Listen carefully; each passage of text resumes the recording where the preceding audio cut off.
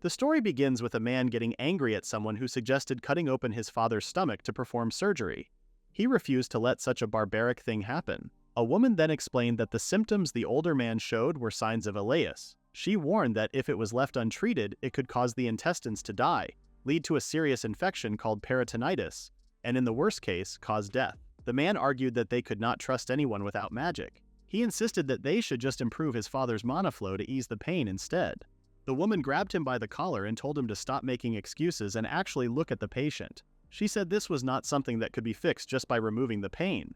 If his eyes were so useless, she added, they might as well be taken out and put in a jar for display. The man was left speechless. He glanced at his father, who was groaning in pain, then sank to the floor and asked who would ever agree to perform surgery on his father. He had never even heard of someone cutting open the stomach before. The woman calmly tied her hair back and said she would be the one to do it. She introduced herself as Kiara Bellworth and swore that she would save the sick man in front of her no matter what it took. Some time ago in modern-day Japan, an argument broke out inside an operating room. A woman pointed out that the surgeon in charge was not skilled enough, and that at his current pace the patient could die.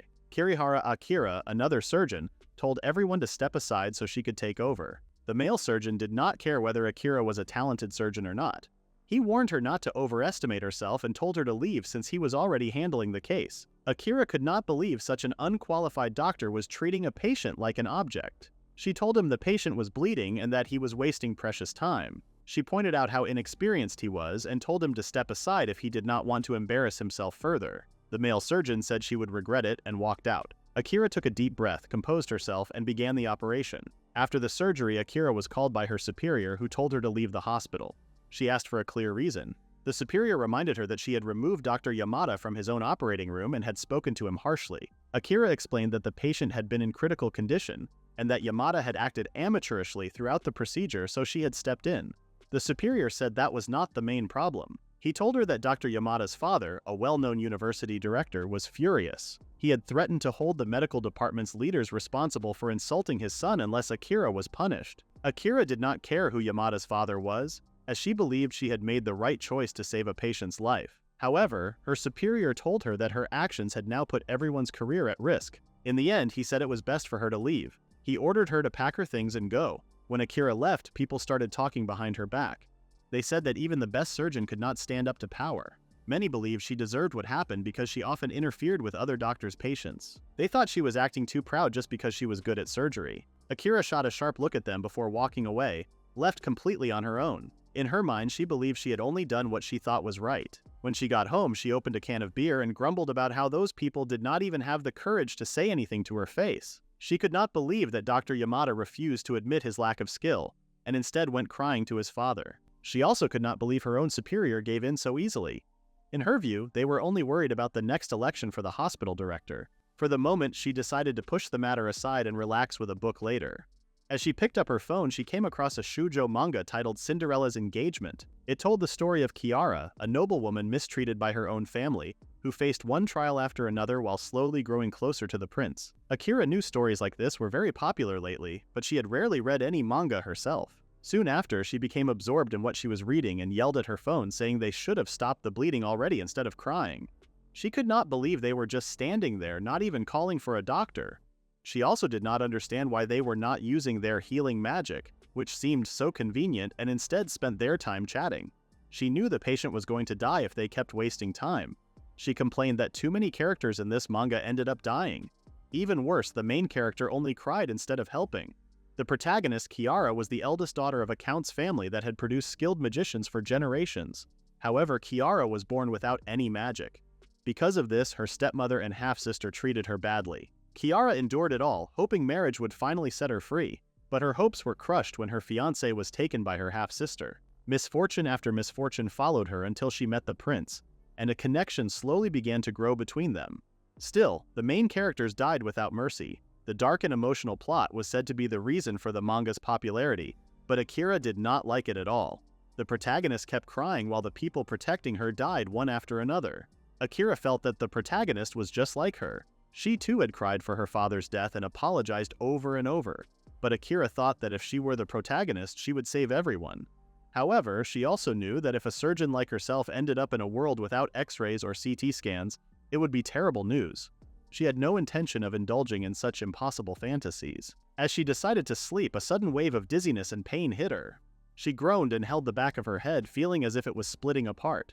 She tried to grab her phone to call an ambulance, but before she could, her consciousness slipped away. After some time, Akira finally woke up. She cried out in pain, but then realized the pain had stopped. She wondered if she had just gone through a subarachnoid hemorrhage. She planned to call an ambulance, but froze in confusion. Looking around, she wondered if she had somehow ended up in another country. The room was far too big and richly decorated for what she was used to. She thought she might have gone insane, but the headache was gone, and there were no signs of paralysis or any other problems with her body. She walked around, thinking there should be nothing wrong with her brain. Then she stopped in front of a mirror. She did not want to believe it, but somehow she had turned into Kiara Bellworth from the manga Cinderella engagement. Soon after, Kiara was served tea, and she thanked the maid named Anna. At that moment, Akira realized she was not dreaming. She had truly become Kiara Bellworth. Even more surprising, she still had all of Kiara's memories. She could clearly remember the entire family structure and even the maid's name, something she should not have known as Kirihara Akira. She wondered if her situation was like those reincarnation stories she had read in manga. Maybe her soul had entered Kiara's body, or perhaps Kiara had imagined her as a fictional person in her own mind. However, the events in the hospital felt far too strange to be just a dream. More importantly, Akira still had her medical knowledge from her past life, which proved that she was not imagining things. She told herself that sitting around would not help. She needed to focus on what was happening now. If her memory was correct, there was supposed to be a ball hosted by the Duchess later. This was the event where Kiara would secretly meet the prince and begin to develop feelings for him. But Kiara already had a fiancé, so she gave up on those feelings. Not long after, her father died in an accident, which began a chain of events that ruined her life. Her stepmother took control of the Bellworth family, and her fiancé was stolen by her younger sister. With her position in the family gone, Kiara was eventually treated like a servant. Later on, she and the prince grew close again, but jealousy from others made her a constant target, causing her endless suffering. Akira had only read up to that point in the story and did not know what would happen afterward. In a world full of dramatic twists and mystery, she doubted it would end happily. She had no desire to get caught in any more trouble. If she was going to live as Kiara, she wanted to avoid all the tragedies and live a quiet, peaceful life. That meant she had to make sure she never met the prince, no matter what. Unfortunately, the ball was still going to happen later. Just then, the door opened and a girl stepped inside, calling for her older sister. She asked if Kiara was feeling all right. She was worried because Kiara had not come down for breakfast and wondered if she was still sick. Kiara answered that she was already fine. The girl was her half-sister, Federica. Unlike Kiara, Federica had a natural talent for magic. Federica told her not to push herself too much and suggested skipping the party that evening. She said she would inform Richard, his fiancé, about it and even offered to attend the ball in her place. On the outside, Federica seemed kind, but she often did things like this to cause trouble for Kiara. She even leaned in close and whispered that Richard had called her the belle of the ball. She added that Kiara's fiancé sure knew how to charm people with his words. Instead of feeling upset, Kiara was actually pleased. She was happy that Federica could go in her place, which clearly surprised her younger sister. Kiara then pretended to be in pain and groaned about how she was not feeling well. She kept up the act and insisted she could not make it to the party. Federica seemed caught off guard. Kiara then gently pushed her out of the room, saying she would rest and wishing Federica and Richard a wonderful evening together. With that, Kiara had already solved the first problem of meeting the prince. The next challenge was stopping her father's death. In the original story, this was only mentioned in a few short lines. Kiara's father Bruno died when his carriage suddenly went out of control. This time, she only needed to keep her father from riding a carriage on that specific day. The problem was, she had no idea how to do it. Burning the carriage would be too dangerous, and she would never hurt the horses. With so many servants around, she could not pull off anything suspicious without being caught. As she stared out the window, her eyes fell on the nearby horse barn. That gave her an idea, something she could manage in just a few minutes. Not long after, the Count was stunned to find his carriage filled with hay and horse manure. Frustrated, he complained about being late for an important meeting. An attendant explained that they could prepare another carriage, but only for his return trip. With no other choice, the Count decided to walk. Before leaving, he ordered the carriage to be cleaned by the end of the day. The maids were shocked that someone had dared to tamper with the Count's carriage. They wondered if they should tell the Madame and Federica. They could not find Kiara anywhere and doubted she was hiding in her room as usual. In truth, Kiara had slipped out quietly. She followed her father from a distance, making sure everything went according to her plan. In the end, the Count reached his destination safely. Kiara no longer had to worry about her father's accident. Soon after, a few men nearby began talking about a carriage they had seen on another street. They said it was in terrible shape and thought someone might have died. Hearing this, Kiara hurried past them feeling foolish. She realized she had only focused on her father's carriage and never thought there could be another reason for the accident. She might have stopped her father from getting hurt, but someone else might have been harmed instead. She rushed to the scene and saw a carriage lying on its side. She told people to step aside, saying she was a doctor and would check the injured, but a man there said no one was hurt and told her to look closely.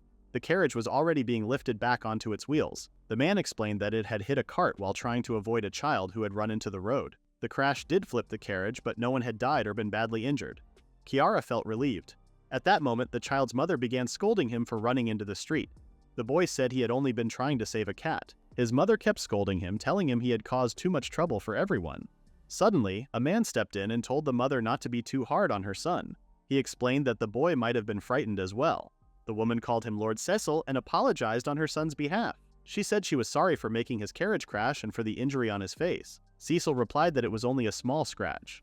He said the damage to the carriage was minor, the horses were unharmed, and there was no need for her to worry. Kiara was surprised to see the owner of the carriage staying calm about the whole situation. When she looked more closely, she realized this man was Prince Cecil. She wondered why the prince was here. It suddenly struck her that the person in the accident was the prince himself, and this event had never happened in the original story. One of Cecil's attendants came forward and reported that arrangements had been made to recover the damaged carriage. He suggested they continue the journey using a hired one instead. Cecil thanked him for taking care of the matter, but then noticed the attendant breathing heavily. Concerned, Cecil asked if he was all right. The attendant said he was fine, but admitted that he had hit his chest when he fell. At first, he said it only hurt a little, but soon he began groaning in pain. Cecil told him not to push himself and decided they would have a healer examine him later. The mother then spoke again and apologized. She explained that she had been a widow for a long time and could not pay a large amount of money right away. Cecil reassured her that she did not need to worry about the repair costs. Kiara then understood that the prince had been caught in the accident while traveling in secret. She felt guilty that they had been the cause of the trouble, but she also knew she needed to leave as soon as possible. Just then, Cecil asked his attendant Cliff what was wrong. Cliff, holding his chest, said it was getting harder to breathe. Cecil told him to wait because they were going to the medical center immediately. He did not care how it happened, so he told another attendant to prepare a carriage right away. Kiara kept watching. She had already gone out of her way to avoid the prince. In this world, magic was combined with medicine. Instead of doctors, people relied on healers to take care of everyone's health. Compared to them, Kiara had no magic at all. Earlier, she had tried to step in without thinking, but she doubted anyone would take her seriously. In a place where healing magic could fix almost anything, there was no role for a former doctor like her. Still, her conscience could not let her stay silent. She asked everyone to stop and introduced herself as a doctor. Then, she requested to examine the attendant immediately. The prince, looking puzzled, asked if she was really a doctor. Kiara pushed him aside and began unbuttoning Cliff's clothes. She checked his pulse and looked at his neck. She noticed that his carotid artery was swelling with each beat. His pulse seemed normal, but his breathing was fast and shallow. She leaned close to his chest, listening carefully, and pressed down several times. The others watched with worry, unsure of what she was doing. Kiara saw that his chest was rising unevenly. The sound of breathing was weaker on the right side, and when she tapped his chest, it gave a dull sound. She realized she had been wrong at first. Cliff had a pneumothorax. The prince looked even more confused, not understanding the term.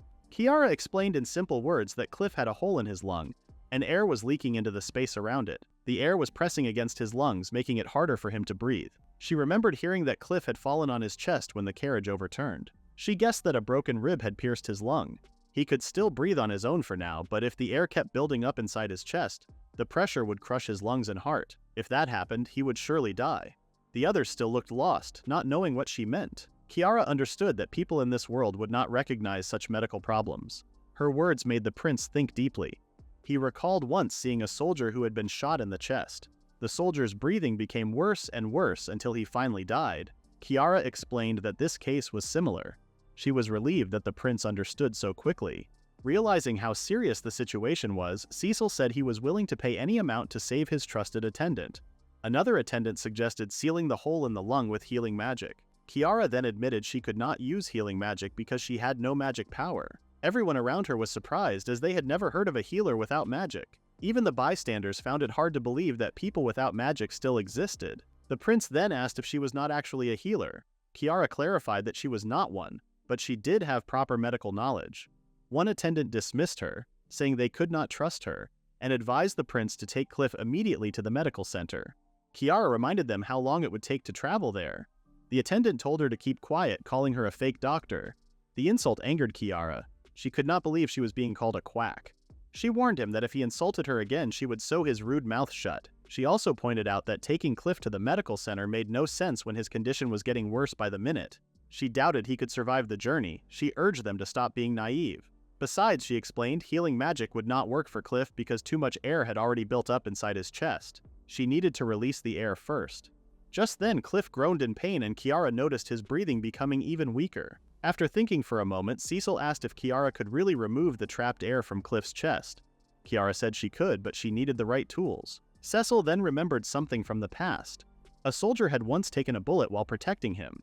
Cecil had asked a healer to treat the man. The healer said he had already closed the wound and claimed that if the soldier's breathing did not improve, it was his own fault. The prince could not believe the healer was blaming the patient. The healer insisted that the visible injuries were already healed and asked what else could be done beyond that. This memory made Cecil decide to trust Kiara. He asked if she could truly save Cliff.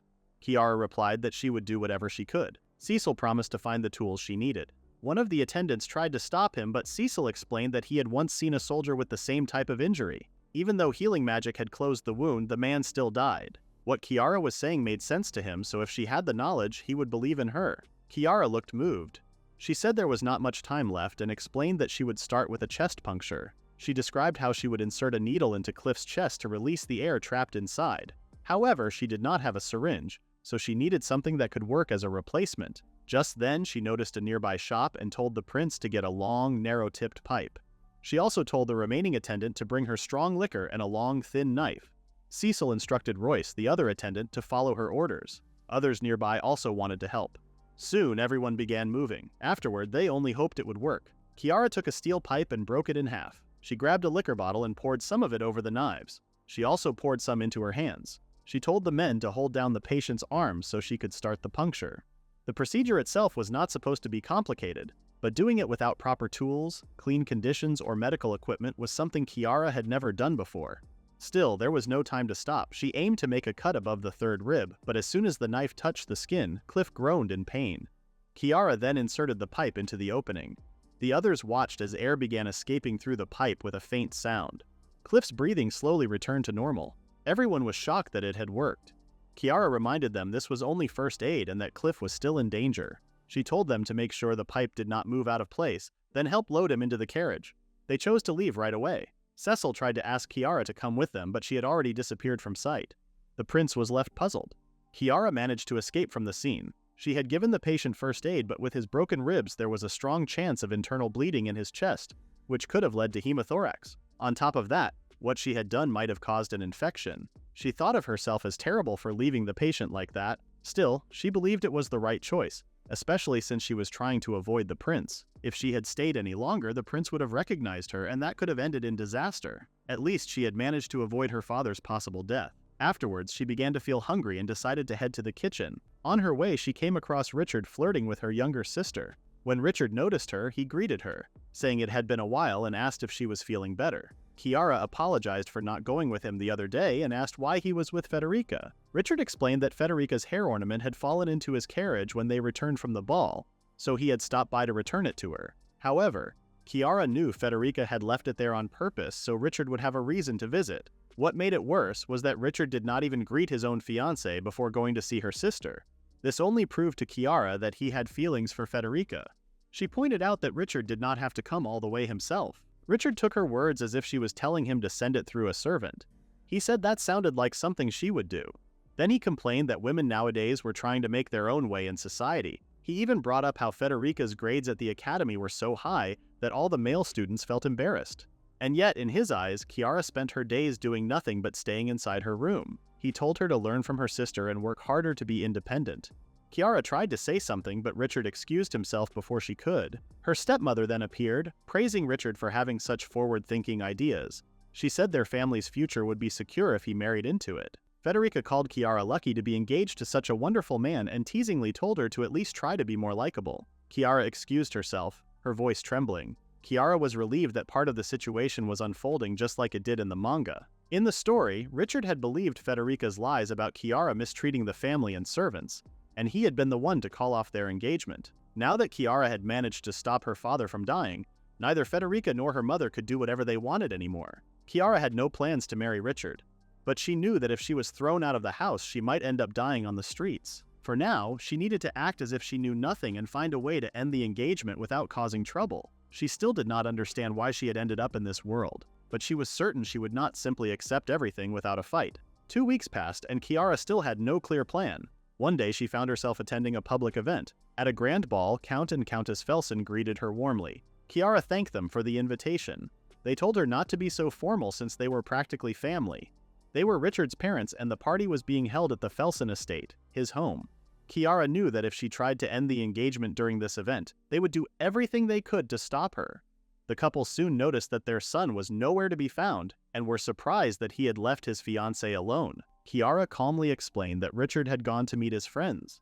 She could not tell them that he had actually left her to be with Federica. Since Richard had not spoken to them yet, Kiara offered to look for him so they could greet everyone together later. Richard's parents quietly wondered if Kiara had always been this confident. Kiara walked away on her own. She disliked these gatherings, not because she lacked friends, but because she found them tiring. She decided she would take a walk around the venue, pretend to have a headache, and then head home early. Just then, she overheard some guests talking about the prince who had recently returned from studying abroad. One girl said she had never heard anything about him making official appearances. Another girl shared a rumor that the prince had been quietly visiting different places to learn about the country's current situation. They mentioned hearing that he had attended another ball and expected him to be at this one as well. Kiara felt a wave of annoyance at their giggling. She knew that as long as she moved in high society, there was always a chance she might cross paths with the prince. Before she could think of a way to leave, Richard suddenly called out to her in a loud voice. He appeared with Federica beside him and declared that he had decided to end their engagement. Kiara, along with the rest of the guests, was left shocked. Richard announced that he had heard everything from Federica, who told him that Kiara had been mistreating her and her mother. When Kiara asked what he meant, Richard told her not to pretend to be innocent. He said that the servants of the Bellworth household had confirmed she had treated her sister like a servant and even insulted her with cruel words. He said he could not tolerate it any longer. Federica then began to cry, saying that she had been called a useless freeloader by her own sister, and that Kiara had insulted their mother for not being able to give birth to a male heir. Kiara tried to explain that she had never said such things, but Federica cried even harder. She claimed she did not care about insults toward herself, but she could not bear hearing such things about her mother. The crowd quickly turned against Kiara, calling her terrible for saying those things. Kiara could not believe people were falling for such an old-fashioned act. Richard then declared that he could not marry her, even if their parents had arranged it. He repeated that he was ending the engagement and asked everyone present to witness his decision. Kiara could not believe they had gone so far just to frame her. On top of that, the scene was unfolding at a grand ball hosted by the Felsens, where most of the guests supported Richard. Now that she had lost her place in society, her chance of inheriting the family estate looked grim. Even her own father had turned his back on her. She knew a man so obsessed with appearances would never defend her.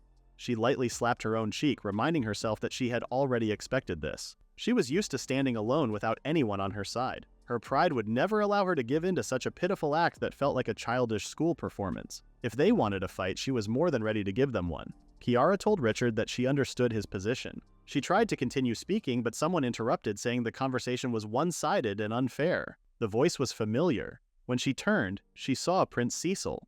She could hardly believe her eyes. The prince asked Richard why he would publicly humiliate a young woman and act as if he were the victim. He said it was clear they were only trying to destroy Kiara's reputation. Federica quickly argued that she was only revealing her sister's cruelty. Cecil responded that accusing someone without any proof was not revealing the truth at all. It was simply slander. Richard angrily demanded to know who Cecil was, claiming he had no memory of inviting such a rude guest. Cecil calmly said it was understandable since he had not been invited. A friend had secretly brought him in.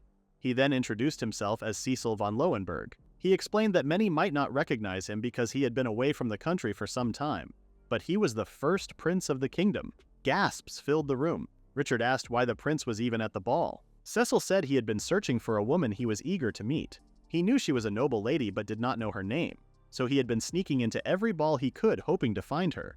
And now, at last, he had. With a teasing smile, he looked toward Kiara, who appeared tense and uneasy. He stepped closer and said he had been longing to see her, his dear doctor, and asked if she was Kiara. She tried to act as though she did not know what he was talking about, but Cecil refused to believe her. He reminded her of the trouble he had gone through just to find her.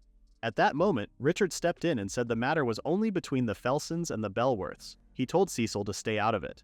Cecil could not believe that Richard, after making such a public scene, was now telling someone else to keep quiet. Still, he realized Richard had a point. Even though Cecil was part of the royal family, he was still an outsider and had no real reason to interfere with their family affairs. However, Cecil knew that if he became directly involved, no one could complain. Kiara felt confused when the prince walked toward her. He knelt in front of her and gently took her hand. Kiara froze, unsure how to react as Cecil spoke. He explained that he had spent the last few weeks searching for her and had never forgotten her since the day they first met. Looking straight into her eyes, he asked for her hand in marriage. The crowd was stunned. Richard grew angry and told the prince to stop making such outrageous claims, especially about marrying Kiara. The prince gave him a sharp glare and said he was serious. Turning back to Kiara, he asked for her answer. She struggled to find the right words, but then she noticed the prince quietly mouthing for her to say yes. Without fully realizing it, she said yes. A smile spread across the prince's face as he declared Kiara his fiancée. He then challenged anyone to call him an outsider again. Later, in a separate room, the prince laughed quietly as he remembered the expressions he had seen in the ballroom. He said he had not felt that excited in a long time. Kiara simply nodded while lowering her head. Still, the prince believed Kiara's situation was far worse. She had been betrayed not only by her fiancé but also by her own family. He told her not to worry because he would make sure she could live comfortably. Kiara thanked him for his promise. After the chaos from the broken engagement, Richard was dragged away and Federica and the others hurried back to their estate. Meanwhile, the prince had asked for a private room so he could speak with Kiara, and since then he had been staying at the Felson residence. Kiara could not help but wonder what his real intentions were. At last, Cecil introduced himself formally as the first prince of the kingdom, along with his familiar aide Royce. He mentioned they had already met before. Kiara then introduced herself as the eldest daughter of the Bellworth family and thanked the prince for his earlier help. She also apologized for her rudeness the other day. Cecil told her there was no need to apologize. In fact, he wanted to thank her for saving Cliff's life. Because of her, he had not lost an important subordinate. Kiara replied that she had not done much. She was more interested in hearing how Cliff was doing. Cecil explained that Cliff was resting as a precaution and would soon return to work. Kiara felt relieved. She had only given emergency first aid and a pneumothorax was difficult to treat even with modern medicine. It amazed her that magic could heal it so quickly. Still, her thoughts kept returning to one thing: how the prince had discovered her identity and why he had suddenly proposed. Suddenly, someone barged into the room calling out to the prince. Cecil asked what was wrong. The man then claimed a general named Gerald had been attacked. Cecil immediately ran to the general's estate. An injured man tried to stand and greet the prince, apologizing for the unpleasant scene. Cecil told him not to move and asked what had happened. An attendant explained that a young woman had collapsed near the residence. When Gerald went to help her, she suddenly stabbed him in the abdomen with a dagger. Cecil asked where the woman had gone. The attendant said they had lost sight of her and that her movements had seemed unnatural. Kiara then remembered that this man was General Aubert Gerald, the prince's sword teacher, and an important figure who supported him in politics. In the manga, however, he was killed early in the story, which triggered a major political conspiracy. Cecil asked where the healer was. The attendants replied that the healer was away for the night, but the household staff were searching for one. Kiara could not believe they would leave the general in that condition until help arrived. She decided to act first and check the wound herself. Just then, someone told her not to touch his father. He said they were in the Gerald household and questioned why a woman was wandering around there. An attendant told the young master that Kiara was the prince's guest and reminded him to be polite. That only made the young master more upset. Cecil explained that the young master was Eric, the third son of the general, and that he was training to be a healer. Eric claimed that if the blade was removed from the wound, the pressure it was creating would be gone and the bleeding would become much worse. He turned to Kiara and said amateurs should stand back and stay quiet until a healer arrived. This angered Kiara. She called Eric the real beginner who was acting too proud. She then walked past him, picked up a nearby pair of scissors, and apologized to the general in advance. Without hesitation, she cut the general's clothes. Eric demanded to know what she was doing. Kiara replied sharply that she could not check the wounds properly if the clothes were in the way. She told an attendant to cover the blade with a clean cloth and hold it steady so it would not move. The attendant obeyed without question. Kiara examined the stab wound carefully. The dagger was stuck in the general's left side. There were no signs of irritation inside the abdomen, and the depth of the wound was about 5 to 6 centimeters. The general was still awake and alert, showing no signs of shock. It also did not seem like there was heavy bleeding inside the abdominal cavity, though she could not fully rule out organ damage. The general then asked who Kiara was. She introduced herself and asked him for a favor. She requested permission to remove his lower garments so she could check his condition fully. This surprised everyone, including Eric. He called her shameless and finally lost his patience. He tried to push her away, but Kiara shouted back, telling him to stop pretending to know more than he did. She explained that the general's urinary tract or intestines might be injured, and he could be bleeding inside or passing blood in his urine. She said that as a healer's apprentice, Eric should have at least understood that much. She refused to just stand by and watch. She declared that she would treat the general herself. Kiara's words had left Eric puzzled, and he questioned her about what she meant. She explained that if they simply waited for a healer, it would already be too late. Eric tried to ask her more, but before he could, someone entered the room asking about the commotion. It was a doctor named Dohan who walked in with confidence. Eric quickly told him that his father was in critical condition and moved Kiara aside. He introduced Dohan to his father as a respected authority who taught at the academy. Dohan stepped forward, examined the patient, and tapped the dagger lodged in the wound. The touch made the general groan in pain. Kiara demanded to know what he was doing, but Dohan's assistant stopped her, saying the doctor was about to begin treatment. Dohan muttered a spell, and small glowing orbs appeared around the dagger. He focused his magic into the blade, then pulled it out from the general. The moment the dagger was removed, the wound closed instantly. Eric was relieved to see it fully healed. Kiara leaned in to examine it and confirmed the wound was indeed sealed. She asked the general if he felt any pain or discomfort, and he replied that the sharp pain was gone, as if it had never been there at all. When she touched the spot, the skin felt soft and uninjured, and the general showed no reaction to pressure. Even so, Kiara found it hard to believe that such a serious injury could heal so quickly. Dohan expressed his relief that they had made it in time and wiped his hands with a cloth. However, he warned that there was still a chance the dagger had been poisoned, so the general should rest for a while. He said the general could start eating once there were no further issues, and asked Eric, as an apprentice healer, to monitor his father's condition. The general thanked Dohan for saving his life once again. Dohan replied that it was an honor to help the man who protected the kingdom, then excused himself to treat another patient. 3 days had passed since then, and Kiara was still staying at the Gerald residence.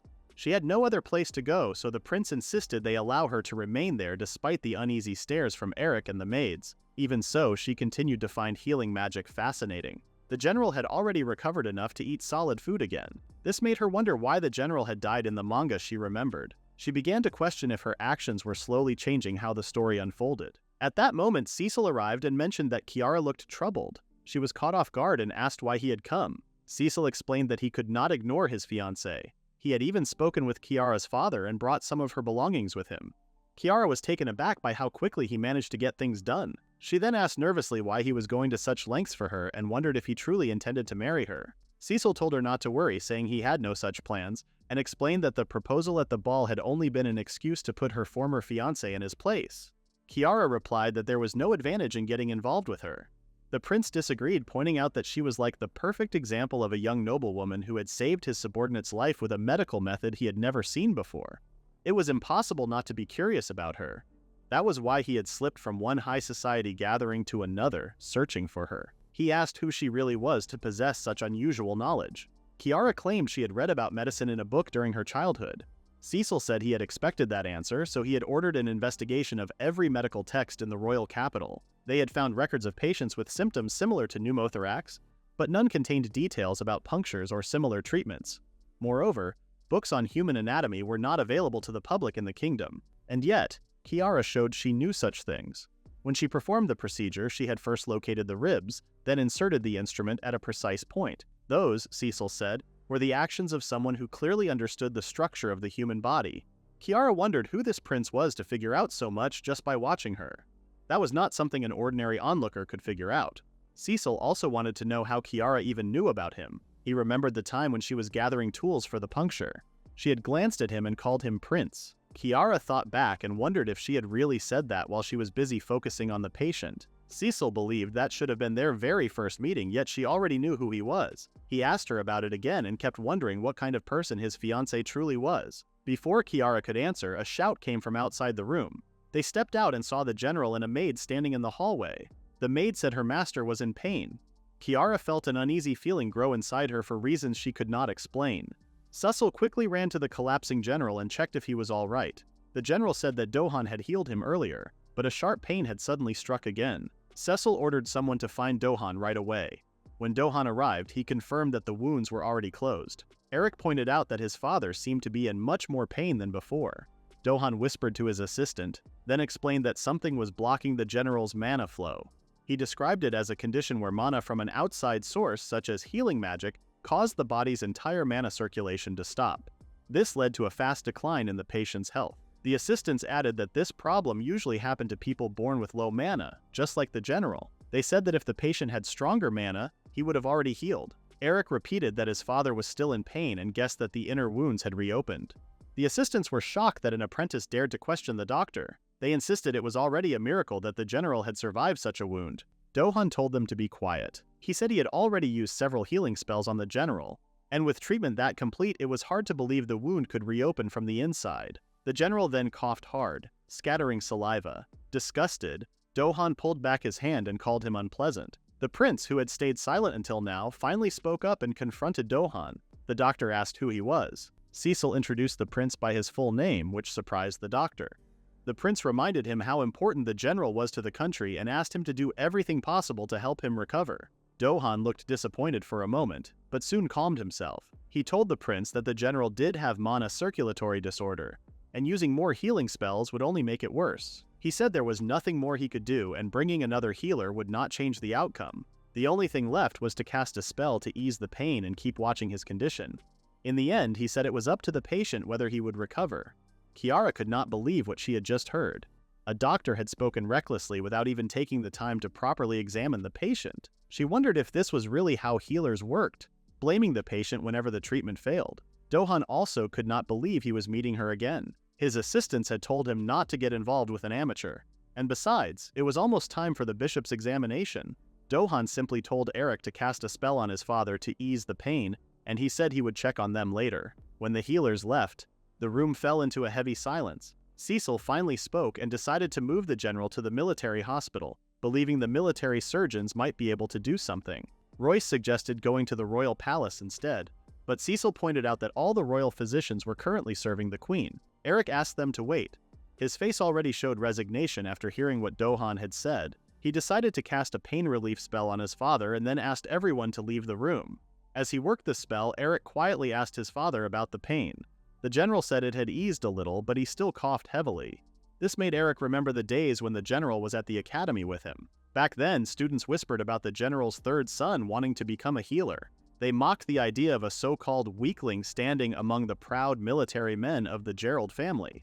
The general had told his son not to pay attention to such talk, as listening to fools was a waste of time. Eric had said it was fine because he had chosen this path himself. He promised his father he would become a great healer so he could support the family. The general had high expectations for him and believed he could achieve it. But now, standing by his father's side, Eric felt powerless. Despite his skills, he could do nothing to stop the slow decline of the man who had raised him. At that moment, Kiara knocked on the door and asked to come in. Eric chose to ignore her. She then knocked harder, forcing him to open the door. He started to say he did not care if she knew the prince and that he would throw her out, but Kiara walked past him and went straight to the general. She apologized for examining him again. Eric tried to stop her but froze when he saw how serious she looked. Kiara asked the general if the pain was only in the area where he had been stabbed, and he said yes. She pressed the wound slightly, making the general groan in pain. She then asked if he had passed gas recently. The question confused him, so Kiara used a simpler word: fart. Eric became angry at her for asking something so rude. The general admitted he had not. Thinking about it, he realized this might explain his stomach pain and bloating. Kiara said that made sense because his abdomen could be swollen. She explained it was not a problem with mana circulation but most likely a bowel obstruction. When Eric asked what that meant, she explained in simple terms that the intestines were blocked, so nothing could pass through. This caused swelling, pain, and sometimes vomiting. Eric asked why his father would have such a problem. Kiara explained that bowel obstructions were common after abdominal surgery. During healing, the intestines could stick to the abdominal wall or to other tissues, narrowing the passage. This reminded Eric of Dohan's rushed treatment, and he asked if that was the reason his father now had the bowel obstruction.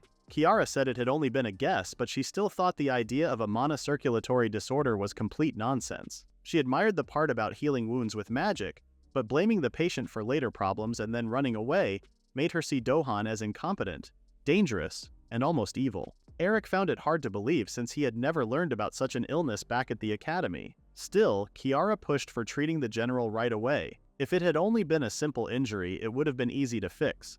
but she quickly noticed the symptoms were getting worse. She explained that twisted intestines could block blood flow, which would lead to constant and severe stomach pain. She warned that there was a high chance it could happen, and suggested they should consider open abdominal surgery. Eric could not believe what she was saying. He thought the idea was crazy and said he would never allow something so brutal. Kiara, however, was convinced that the general had a bowel obstruction. She explained that if it was left untreated, it could lead to dead tissue in the intestines, cause a serious infection in the stomach area, and in the worst case, cause death. Eric became angry and questioned what someone without magic could possibly know. He instead suggested improving his father's mana flow to ease the pain. Kiara told him to look closely at the patient, insisting that such a condition could not be fixed just by easing pain. She made it clear that ignoring the real problem would be dangerous. Defeated in the argument, Eric wondered who could even perform such a strange and risky surgery, since he had never heard of cutting open a stomach before. Kiara tied up her hair, determined to save the general no matter what. At that moment, Cecil walked into the room carrying a suitcase and a bag. He said he had brought most of the tools Kiara had asked for.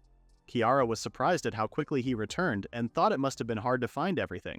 Cecil explained that he had a few connections. He could not get all the items exactly as requested, but he managed to gather similar tools and blades that he could find. Kiara thanked him, then turned to the general. She reminded him about what she had explained earlier about his condition. She said his health would not improve unless they opened his abdomen and untwisted his intestines. She looked at him seriously and asked him to trust her with his body. The general did not hesitate to believe in her and the prince, placing his life in her hands. Meanwhile, someone received a report that the general had a mana circulatory disorder. Dohan confirmed the report and believed the general would die within a few days. Thinking this was urgent news, he decided to come in person. The woman holding a fan asked if Dohan was sure this was the right time for formal greetings when someone was near death. She worried that his reputation would suffer if the general died. Dohan said the healing process had been perfect, so there was no reason to blame him. He added that such problems only happened when weak people tried to get treatment meant for those above their rank. More importantly, he wanted to share that the first Prince Cecil had been staying at the general's residence. He noticed how desperate the prince seemed.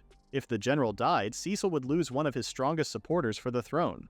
Dohan claimed the general's death would affect the struggle for the throne. The woman agreed that this was indeed interesting news. When she heard that the stubborn old general had survived the assassination attempt, she cursed the healer who treated him. Still, she could see that Dohan had potential. Dohan said he was honored. He then shared that his family had served as court physicians for generations, and that he would be grateful if he could receive her support. He addressed her as the Queen, Her Majesty. Back at the Gerald's estate, an attendant told Kiara that the room had been cleaned. Kiara thanked the attendant and asked about the tools. The attendant explained that they had boiled the tools in pots, then asked how much distilled water should be prepared. Kiara told them to make as much as possible and to collect plenty of clean unused cloth. She also decided it was time to get ready. Just then, Cecil arrived and handed her a bottle of ether. Kiara had not expected ether to exist in this world. Although it carried serious risks, it meant she could give the patient a general anesthetic. She thanked Cecil and asked where he had found it, but he only replied that he would rather not say it out loud. Kiara understood and did not press further. She then asked him to find someone who was familiar with blood and organs to help her. Before Cecil could leave, Eric stepped forward and asked them to wait. Kiara said she had no time to argue, but Eric told her he was not there to stop her. He explained that he intended to follow his father's wishes, though that did not mean he already trusted her. He then offered to help with the surgery. Soon after, Kiara, Cecil, and Eric entered the general's room. The general was asleep, breathing steadily after receiving the anesthetic. Kiara had never thought she would use ether for this purpose, since it was rarely used in modern medicine. Eric then mentioned that in the eastern medical city of Ascendia, ether was given to patients to put them to sleep before removing teeth. He wondered if Kiara had any connection to Ascendia. Once all the preparations were done, Kiara told the two men to change their clothes. Eric wore a modern Earth-style surgeon's outfit and asked if it was really necessary since it felt tight and uncomfortable. Kiara explained it was to prevent infection. She also warned him to follow her instructions during the surgery, and if he got in the way or contaminated the surgical area, she would make him leave the room. Eric agreed without arguing. Kiara had tools she would never see in the modern world, yet sterilization was not complete, and she could not find any rubber gloves. At this point, it was almost the same as operating with bare hands. Even so, she was the only one present who could perform this kind of surgery. After steadying her breathing, Kiara began the operation. She used a scalpel to cut the skin. Eric noticed there was no hesitation in her movements. He watched as she widened the incision by cutting the abdominal aponeurosis, allowing her to open the abdomen without slicing through the muscle itself. Since there was no bleeding, Eric realized Kiara truly knew what she was doing. She announced that she had reached the peritoneum and would open it to reach the abdominal cavity. Eric was surprised at how quickly she worked. Kiara asked him to lift the peritoneum while she cut it, making sure the organs underneath were safe. She showed him how to hold the thin membrane, but the sight of his father's insides nearly made him feel sick. Kiara told him to step outside if he could not handle it. Eric replied that he was just startled and could still continue. This was the first time he had ever seen the inside of a human body. Although he had studied anatomy in lectures, this was nothing like the drawings in books. As Kiara expected, a section of the small intestines was swollen, and there were thick adhesions around the stab wound. Eric asked what he should do. Kiara explained that she would first separate the adhesions to release the intestinal blockage, then check the tract for damage. If any part was torn or dying, she would remove that section. Eric understood that meant cutting out part of the intestines. Kiara hoped it would not come to that. She told him to lift the abdominal wall so he could see her work and asked the prince to adjust the lighting. From her view, the adhesions were not too widespread and the digestive tract did not seem to be torn. She felt confident she could handle it. Eric and Cecil quietly watched her work while the general remained peacefully asleep. Afterward, Kiara confirmed that the adhesions had been separated and the blood flow to the intestine was good. She decided they could avoid removing any part of it. Eric asked if the surgery was over, and Kiara said it was. Once they cleaned the area, they would close the cut. However, she warned him not to relax yet, since there was still a high risk of problems after surgery, such as infection. She and Eric planned to take turns watching the general's recovery for a while. Eric agreed, and the two of them continued closing the incision. At one point, Eric completely forgot that the patient on the table was his own father. Instead, he found himself wondering who Kiara really was. Several weeks after the general's surgery in the palace, the king had just approved the rebuilding of Gloucester Church for a group of men. Soon after, the queen entered and noticed how tired he looked. She suggested that he rest for a while. The king said resting was not an option because many problems had piled up, and he had fallen behind on his duties. He also mentioned hearing that the general's condition had been critical. On top of that, he heard that his son Cecil had been chasing after some young woman. The king wondered where he had gone wrong in raising him. The queen told him not to blame the prince, explaining that Cecil avoided the palace because of her. She said that after the late queen died and she quickly took her place, Cecil had hated her. In his eyes, she had stolen his mother's role. The king told her not to blame herself, saying she had done well as both a mother and a queen. He hoped Cecil would one day understand that. The queen thanked him for his kindness, then changed the topic. She said there was something she wanted to discuss and explained that she had recently found a very skilled healer who was waiting outside to be introduced. Outside the door, Dohan was already celebrating in his mind. He believed he was about to become a royal court physician. He imagined the wealth and honor he would soon enjoy, and he felt relieved that he would no longer have to treat patients who were barely clinging to life. Just then, someone familiar walked past Dohan. It was General Aubergerald. Dohan felt confused when the general entered the room and greeted the king. The king looked happy to see him alive and well. The queen was surprised because she believed the general had been on his deathbed. Aubert explained that although healing magic had closed his wound, his condition had only worsened afterward. He said the healer abandoned him, claiming he had a mana circulation disorder. Aubert added that it was thanks to the physician recommended by the prince that he managed to survive. The king was shocked because mana circulation disorder had no known cure. Aubert went on to reveal that he actually had an illness called ileus, an intestinal blockage, which the doctor quickly diagnosed and treated properly. Dohan was even more surprised as the general had never recovered despite all the magic he had used on him. Aubert said he would soon return to his duties and had only come today to report that he was now in good health. The king called him dutiful and was glad to see him safe. Aubert then left, but not before quietly greeting Dohan outside the room. The king asked the queen where the healer was. The queen replied that the healer had another appointment and that they could make introductions on another day. In her thoughts, the queen cursed Cecil for hiding and twisting the truth about the general's condition. After seeing how the prince acted, the queen decided not to hold back anymore. No matter what Cecil did, she believed the throne belonged to her son, the second prince. Meanwhile, Kiara had been reading books about human anatomy. She could not believe that these materials were actually being taught in the academy. The lessons were too simple and filled with mistakes. The fact that ether was used as an anesthetic showed that this world's civilization was similar to the 19th century. Even so, their understanding of anatomy was shockingly poor. Cecil eventually found her and asked if she could spare a moment. They walked to the garden together. The prince thanked her sincerely for everything she had done for him, saying he no longer knew how to repay her. Kiara said she only did what was necessary, and that the general's own strength played a big part in his recovery. Normally, surgery like that carried the risk of infection, but the general's healing went so well that it could be called a stroke of luck.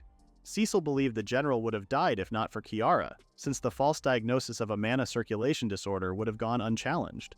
Kiara called the term ridiculous and said it sounded like something invented by incompetent people to protect themselves. She asked with anger if such foolish behavior was really to be allowed. Cecil asked Kiara if she knew that their kingdom had grown into a powerful nation because of the progress in magic. Over time, only people with strong magic power were given special privileges. He explained that if those who gained benefits just for having magic stayed at the center of the country, certain outcomes were bound to happen. Kiara understood what he meant. Cecil confirmed that to protect their authority, the rulers had erased any knowledge or technology that did not require magic. Because of this, any treatment other than healing magic was seen as strange, and patients who could not be cured with magic were labeled as having a magic circulation disorder. This made Kiara realize why the anatomy textbook was so disorganized. At that moment, Cecil had just witnessed Kiara save 2 lives without using any magic. Kiara said it was only a coincidence, but Cecil told her not to pretend otherwise. He already knew she had knowledge far beyond their time. He warned that the country would collapse if it kept rejecting new ideas, and before that could happen, he wanted to destroy its corrupt system. He asked Kiara to lend him her strength. Kiara did not know what to say. She did not even understand why she had become Kiara in the first place. Yet now she found herself involved in something far bigger than she had ever imagined. She only wanted one thing. She clenched her teeth and admitted that she had medical knowledge, but she explained that this knowledge could not be applied without technology that was far more advanced than what was available in this era. If a patient collapsed in front of her without the right tools and facilities, she would be nothing more than a helpless bystander, and she could not accept that. She said there was nothing she hated more than being powerless when a patient's life was at stake. Because of this, she asked the prince to promise that he would create an environment where her skills could truly be used. If he did that, she would help him without hesitation, even if it meant tearing the nation apart. Cecil was surprised for a moment, but then smiled. He said they had an agreement and told Kiara that he was counting on her, his doctor. Afterward, Royce was shocked when he found out they were about to witness a human dissection. He could not believe this was the reason the prince had gone out with Kiara. He thought it was insane. Kiara told him to be quiet and asked why dissection was such a big deal. Royce explained that it meant cutting up a dead person's body, and the church had always taught them that harming the flesh was the work of the devil. Kiara understood why people in that time were disgusted by the idea. After deciding to work together with the prince, Kiara revealed her secret to him in an unexpected way. She explained that she had the memories of being a doctor from far in the future. Surprisingly, the prince thought it made sense. Kiara was taken aback that he believed her so quickly, but Cecil said he had no reason to doubt her. He then asked what they should do next. Wanting to improve the kingdom's medical system, he wondered if Kiara had something specific in mind. Without hesitation, Kiara asked if she could attend a human dissection. Cecil was puzzled, since she already knew human anatomy. Kiara explained that while she had studied it, all her knowledge came from her original world. In her future world, magic did not exist, and naturally neither did the idea of magical power. But in this world, magic was real, and people had different levels of magical energy. This could mean their bodies might be very different from the ones she had studied before. Cecil realized her knowledge might not fully apply if the body structures here were not the same. Kiara agreed, adding that before anything else, they needed to spread the right understanding of the human body among local healers. Eventually, she believed they could create a proper anatomy textbook for practical use. Cecil was startled by the idea at first, but then agreed. He said he might have a lead on how to start and promised to look into it. Kiara did not know what kind of lead it was, but she had already decided to become a doctor, so she was willing to do whatever she could. Royce reminded the prince that human dissection was forbidden in their country, which came as a surprise to Kiara. Cecil agreed and explained that only healers were allowed to perform dissections, and even then, only the highest-ranking ones had access to the more detailed anatomy books. Still, there was one other job besides healers that was allowed to do dissections. Royce already understood what the prince meant. Cecil explained that executioners, the people who carried out death sentences, were allowed to dissect the bodies of those who had been condemned. This was done to help them perform their work more accurately.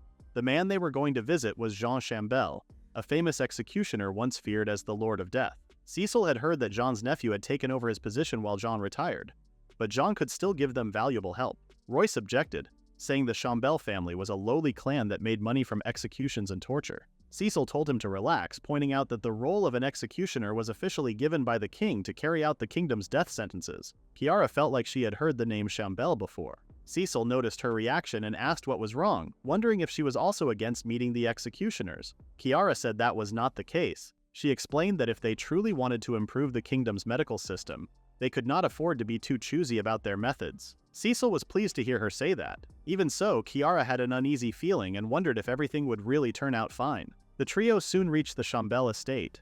Royce trembled when he saw the dark manor, but to Kiara it looked grand and impressive. A man came out to greet Cecil. He was an old man who bowed deeply to show respect to the royal prince. Royce thought the man looked intimidating. Cecil asked how he had been, and the old man introduced himself as Jean Chambel. Jean said he was honored to meet the prince and also greeted the rest of the group. Cecil thanked him for the warm welcome, then noticed someone standing behind Jean. He asked if that person was part of the household. Kiara turned to see who it was and froze. She recognized the man instantly. He had a lonely expression and was none other than Francis Chambel, a major character from the story she knew. In the story, there had been a time when Kiara was about to be attacked by thugs hired by a rival faction. At the last moment, the cold-hearted executioner Francis saved her. Afterward, he pushed her away, warning that she would be cursed if she stayed near him. Still, Kiara wanted to thank him, so she visited him again and again. As they spent more time together, Francis slowly developed feelings for her. But Kiara was already in love with the prince. That did not matter to Francis. Even if he could not have her, he wanted to protect her. In secret, he began killing the people who wished her harm. With each life he took, his hands became bloodier, and his mind began to crumble. He swore that anything or anyone that hurt Kiara would die by his hands. Kiara remembered this part of the story well. The manga had started as a romance, but it turned into a horror tale the moment Francis appeared. To think she would actually meet such a dangerous person in real life. Jean introduced Francis as his grandson. Francis silently bowed in greeting. Cecil was surprised, since he had heard that Jean had no heir, and had given the position of executioner to his nephew instead. Jean only said that there were special circumstances, and suggested that they all go inside first. As they sat down to talk, Jean asked why they had come to his home, and why they had brought a young woman with them. Cecil said he had only one request. He wanted Kiara to attend a human dissection performed by the Chambel family. Jean asked if the young woman in front of him was the one. He could tell they were serious, but he wanted to know the reason. Cecil explained that it was for the progress of medicine in the country. He planned to change the medical system with Kiara's help, and as the first step, he wanted to create an accurate anatomy textbook. Jean began to respond, but before he could say much, someone called out his name from outside. When he went to check, he found two young siblings, Bill and Liza. He asked what was wrong. Liza quickly said her brother's arm was hurt and asked if they could take a look. Jean told Francis to examine it. Francis checked the arm and saw it was swollen. He asked Bill to move his wrist. Bill said he could, but it hurt a lot. Kiara noticed the swelling but saw no obvious deformity. She thought it might be a distal radius fracture, but without an x-ray, she could not be sure. Francis asked how it happened. Bill claimed his hand got stuck between pieces of lumber. However, Francis knew this kind of injury did not usually come from that. Fractures near the wrist were often caused by falling on an outstretched hand. He asked again what had really happened. Liza finally admitted that Ralph, the farmer's son, had pushed her brother. Bill had been trying to protect her after Ralph tried to drag her into the barn. Jean, worried, asked if Liza was unharmed. Liza said her brother had saved her in time. Bill then pleaded with them not to tell anyone, explaining that if rumors spread about what happened, Liza might never be able to marry. Jean promised to keep it a secret and said the most important thing was to focus on Bill's injury. Kiara and Royce realized then that Jean was a truly kind man. Francis diagnosed the injury as a radial fracture. The symptoms were mild, but if the broken bone was not set back in its proper position, Bill could lose the movement in his wrist. He explained that the procedure would be painful and asked Bill if he could handle it. Bill said he could. Francis then called for his grandfather's help. Kiara had been right. These people might have been executioners, but they also had medical knowledge. After the siblings left, Kiara found the Chambels impressive and asked how they had learned medicine. Jean explained that their family had worked as physicians while also serving as executioners. Over time, they had used the knowledge they gained from dissecting criminals to create their own special medical practice. Kiara noted that their treatment method clearly came from a deep understanding of anatomy. Jean felt humbled by her words and asked for her name. Kiara introduced herself as a surgeon and said she had come to learn the correct details of anatomy and share that knowledge with others. She then formally asked Jean to lend her their help. Just then, Francis spoke up and asked what use the knowledge Kiara mentioned really had. Kiara was confused because he had just treated the boy a moment ago. Francis explained that a fracture could heal in a single day with healing magic. He said that only those who could not afford a healer, usually the poor, were grateful for such old methods. He then turned to Cecil and praised his grand speech about the kingdom's medical progress. Still, he questioned whether Cecil truly cared for the kingdom if he was not working to create a place where every citizen could receive equal treatment. Jean tried to scold his grandson, but Cecil stopped him, saying that Francis's opinion had some truth. Francis then pointed out that their family had long been known as a clan of executioners. When they walked through town, people saw them as signs of misfortune, and they were not even allowed to shop there. Their special medicine had been developed only because they could not rely on doctors and had to cure illnesses on their own. In the end, he believed their medicine would become useless once healing magic gained proper recognition. He calmly suggested abandoning the ideas being discussed and instead returning to the royal capital. Jean then addressed the prince and apologized for his grandson's rude behavior. He promised to take full responsibility and asked for forgiveness. Cecil replied that he was not upset. What mattered more to him was learning the story behind Francis's attitude.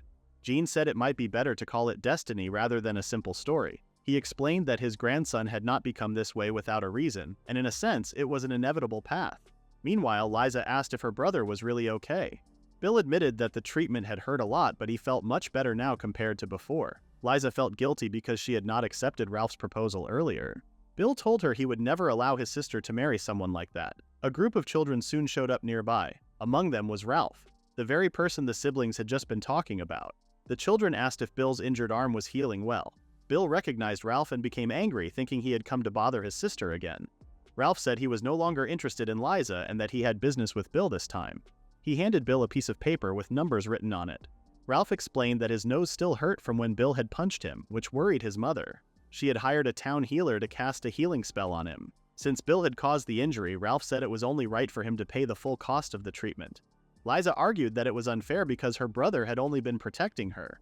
She thought demanding payment for that was completely unreasonable. Ralph replied that they could explain their side to the town council as he had already reported what happened. If they wanted, they could even shout in public, just as Liza had done when she thought Ralph and his friends were attacking her. This made Bill furious and he tried to fight back, but his injuries made it easy for Ralph and his friends to overpower him. Ralph then kicked Bill's injured arm, making the pain worse. Liza begged them to stop. Ralph warned them that this was what happened when poor people acted out of place, and he reminded them to pay the bill.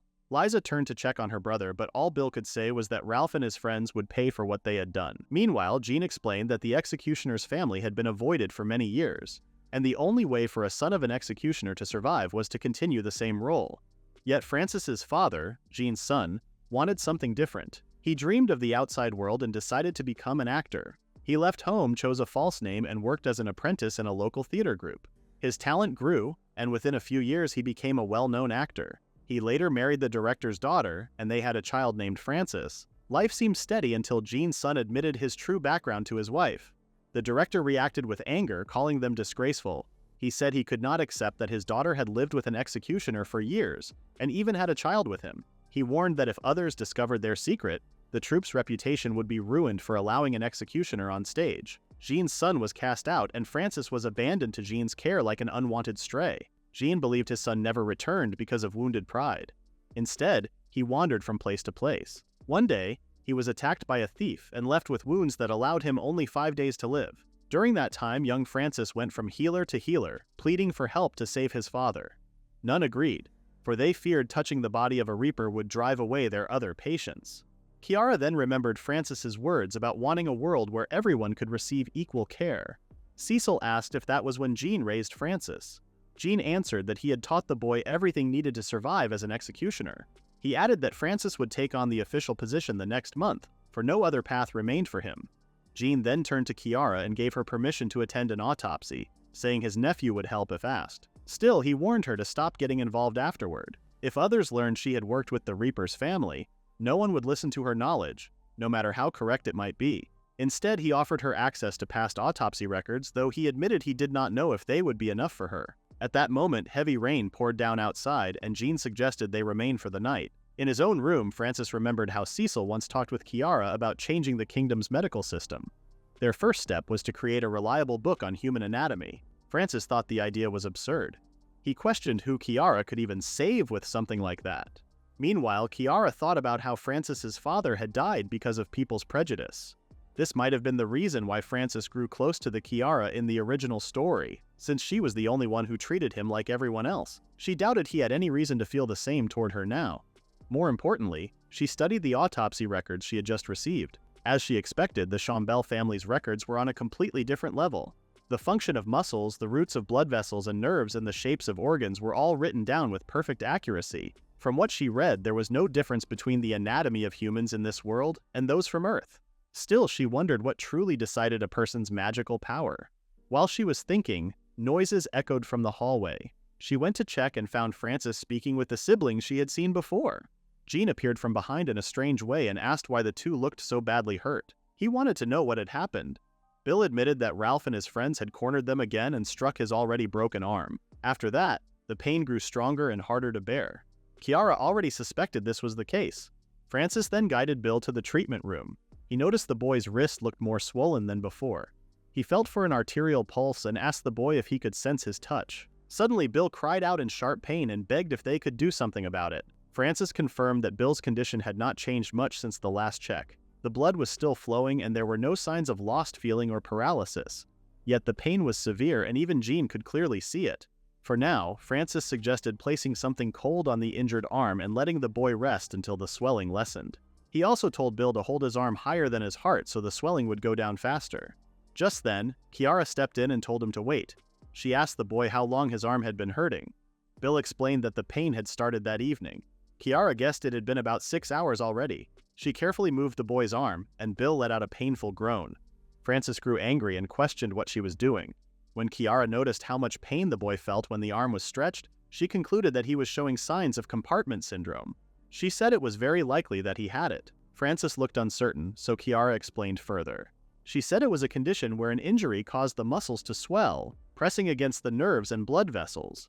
At first, the only sign would be severe pain, but if ignored, the blood flow could stop and the arm could begin to die. Hearing this, the boy's sister started crying. Kiara added that raising the arm would only make the blood flow worse, so treatment needed to start right away. Frances told her to wait. He believed the pain was not only from a simple fracture, but still thought rest would help.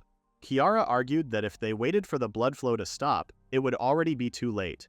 Frances was left without words at her sudden determination.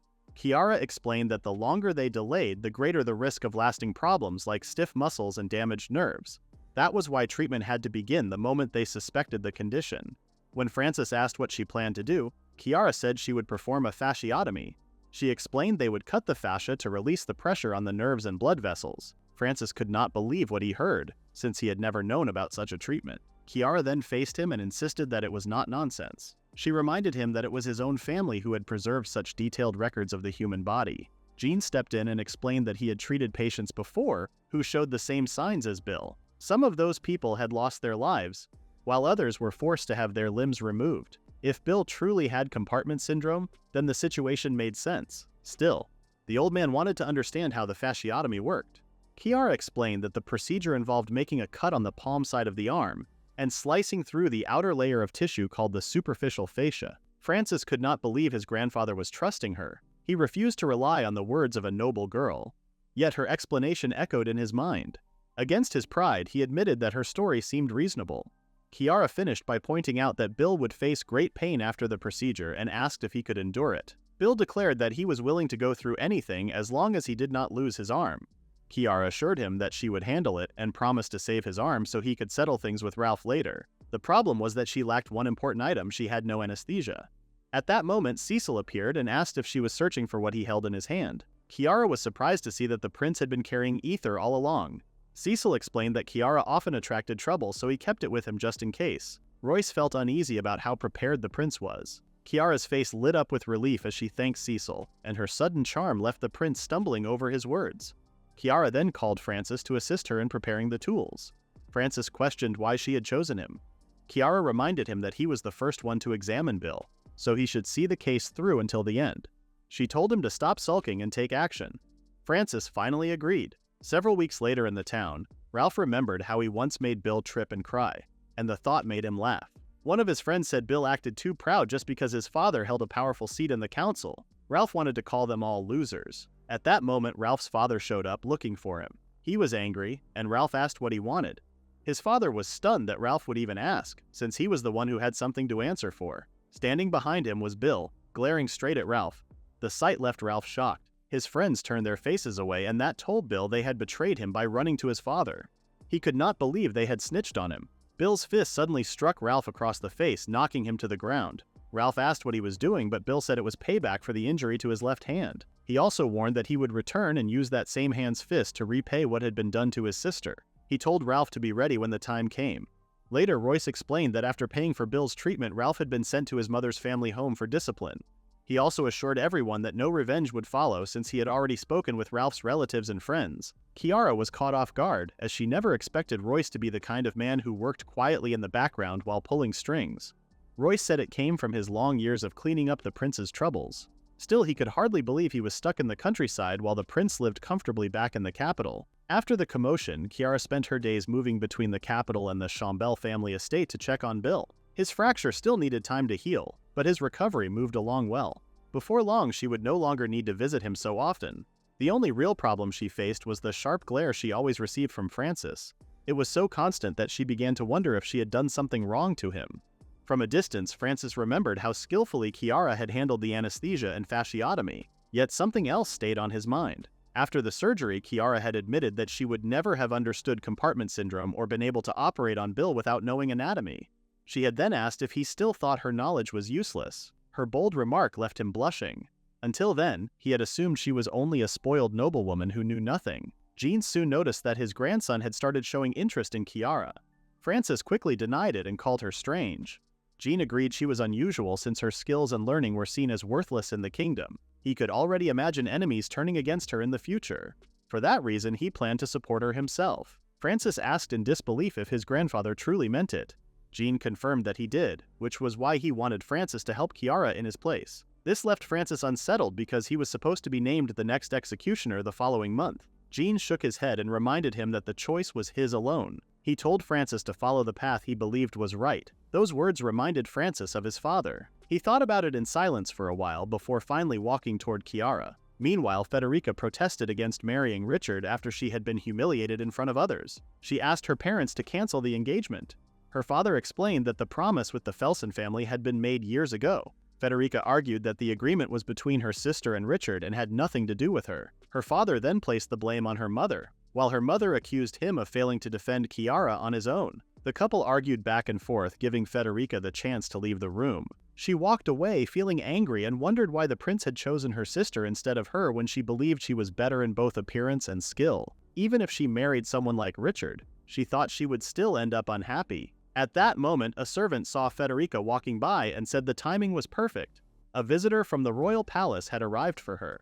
The woman introduced herself as Guise, who served Queen Theresine. She said she had an important request for Federica. Federica stood surprised and questioned why it had to be her. At the academy, Eric tried to ask his classmates about the next lecture. They looked uneasy and walked away, ignoring him. Soon after, two classmates came over and told him that a troubling rumor was spreading about him. They said people were claiming that Eric and his father had dealings with shady people, which insulted Dr. Dohan. Eric was shocked and grew angry, wondering who dared to spread such lies. The classmates explained that it was Dohan's assistants who told everyone. Eric tried to defend himself, saying that it was Dohan who had planned to abandon his father, but no one cared about the truth. They only warned him to be cautious if he truly wished to become a healer. On his way home, Eric admitted to himself that Kiara did seem suspicious. If the rumor about her and the prince was true, it would cause a huge scandal. Still, he could not forget that her surgery had saved his father's life. To call that the work of a fraud was impossible. Just when Eric thought he could finally forget about Kiara, he met someone familiar stepping out of a nearby shop. To his surprise, it was the prince walking calmly through the town. Cecil greeted him with a cheerful smile, and Eric returned the greeting while asking why he was outside the palace. The prince explained that Kiara had asked him for a favor and sent him to pick up an item from a craftsman in her place. Eric could hardly believe that Kiara had the nerve to make the nation's prince run errands for her.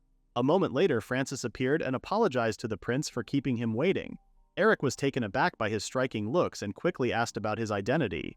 Cecil explained that Francis was Kiara's assistant. He also introduced Eric to Francis as the general's son and a healer in training at the academy. Before they could continue, the sound of squeals filled the street. Several girls had noticed the two handsome men, and their excitement drew unwanted attention. Concerned, Eric quickly grabbed the prince's luggage and urged them to leave before the crowd grew larger.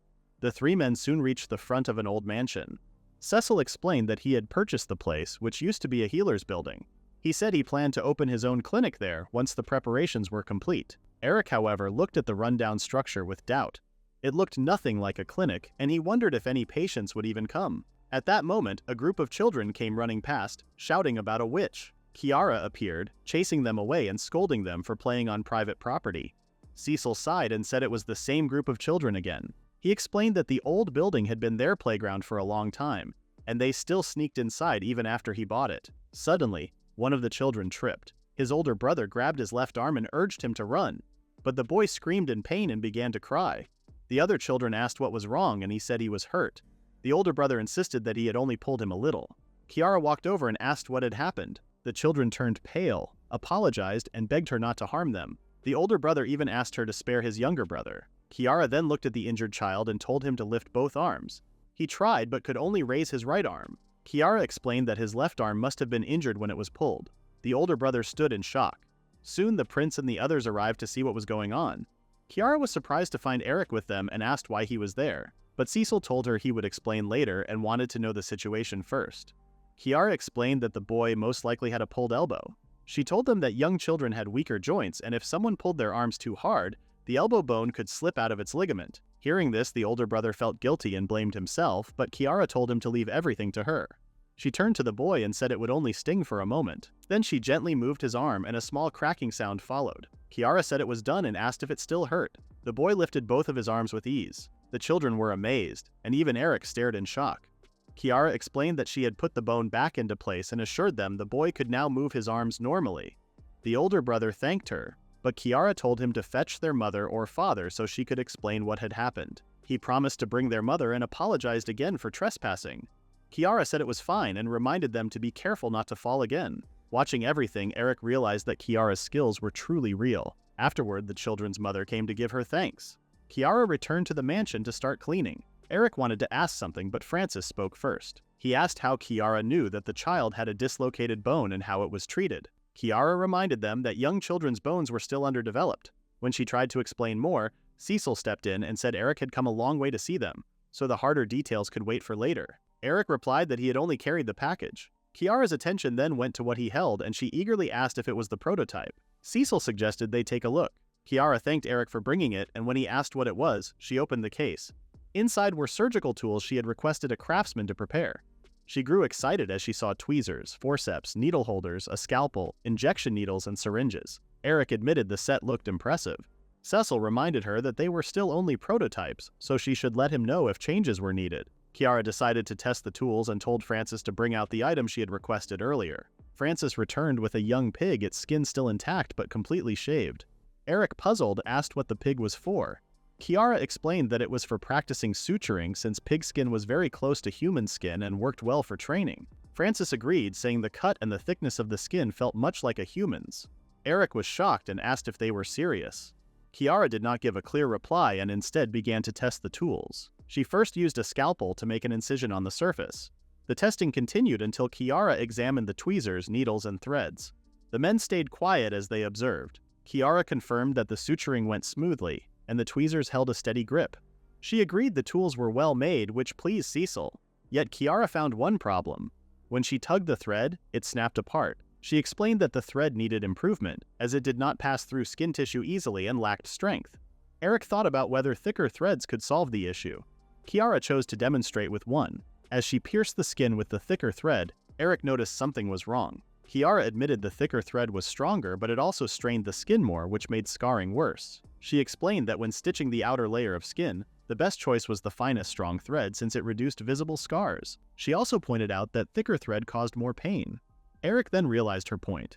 Cecil decided to seek advice from a thread maker for better sutures. Eric stayed silent, realizing he had not even thought about scars or comfort after treatment. He now saw how Kiara always placed her patients' well-being first. Unlike other healers who relied on magic without truly facing those they treated, Eric made up his mind. He approached Kiara and admitted his past mistakes. He asked her to teach him her medical skills. Both Kiara and Cecil were left surprised by his request. Eric declared he wished to support his father and brothers. He even announced he would leave the academy and begged her to take him as a student. Kiara could not hide her shock. Eric asked Kiara to take him as her student, and he kept begging for it. Kiara was shocked at first but forced herself to stay calm. She refused his request and told him to stop saying foolish things and just attend the academy. She said she would not be able to face the general otherwise. Eric said he was serious and Kiara knew he truly was. If she had the gift of magic, She would have been the first to line up and learn healing spells. Healing magic was the most valuable skill because a wound could be treated just by holding the patient's hand. With that kind of power, Eric would not even need to study stitching wounds. Eric reminded her that such healing magic had not been enough to save his father. Kiara admitted that even she would not have been able to save the general's life alone. Eric then remembered the doctor who had used magic on his father before. Kiara explained that there was indeed a problem in the kingdom's medical system, which depended too much on magic. Still, healing magic was an amazing skill. If Eric already had the chance to learn it, he should not let such an opportunity slip away. Eric did not know what else to say. At that moment, Cecil suggested that Eric could study under Kiara while still attending the academy. He said this would settle the problem.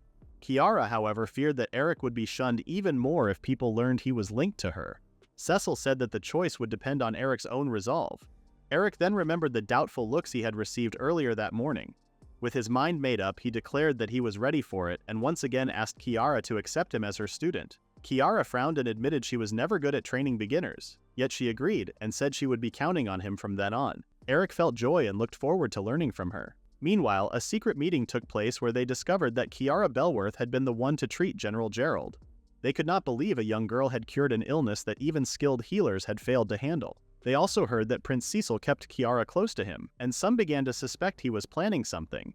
Everyone was then told to stay quiet. It was the Queen who spoke. She said they had already done their own investigation on Kiara and asked her handmaiden, a countess named Guise, to present the report. Guise explained that Kiara was the eldest daughter of House Bellworth.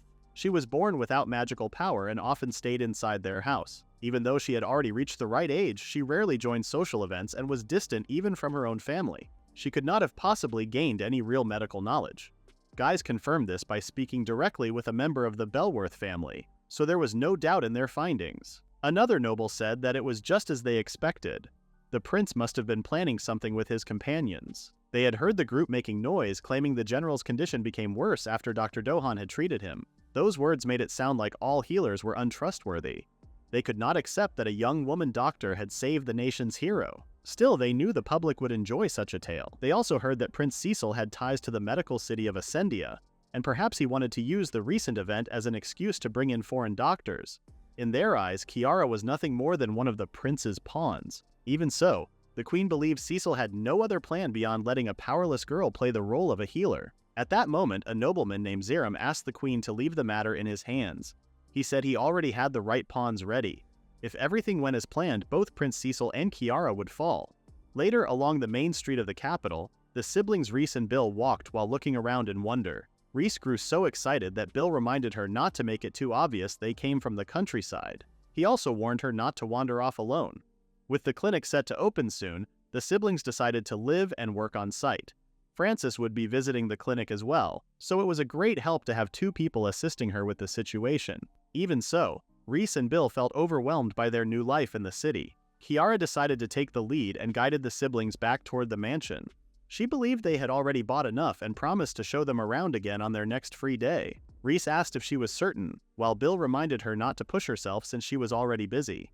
Kiara explained that she simply wanted them to grow familiar with the capital as soon as possible. She then brought them through an alleyway she knew was a shortcut, and the siblings followed closely behind her. In her past life, most interns had been afraid of her. She never had to look after anyone, yet being relied on did not feel unpleasant at all. As they continued, Bill noted that the path looked deserted and wondered if it was dangerous for a lady like Kiara to pass through it. Kiara reassured him that the area was safe since soldiers often patrolled there. She even said that the Western Market was far more dangerous. Right after she spoke, suspicious men suddenly appeared and surrounded them. Kiara was startled as she looked around. The men wore hoods and masks that hid their faces. She thought about who they might be and when they had begun following them. One of the men stepped forward and pointed a blade at her. He declared that their master wanted her presence and ordered her to follow if she wished to avoid harm. Soon, Kiara was taken to a secluded mansion. She demanded to know what was happening and who these people were, but no one answered her. She also asked about the siblings and swore that she would make them pay if the two had been harmed. They finally reached an office where a woman sat on a chair while another stood beside her.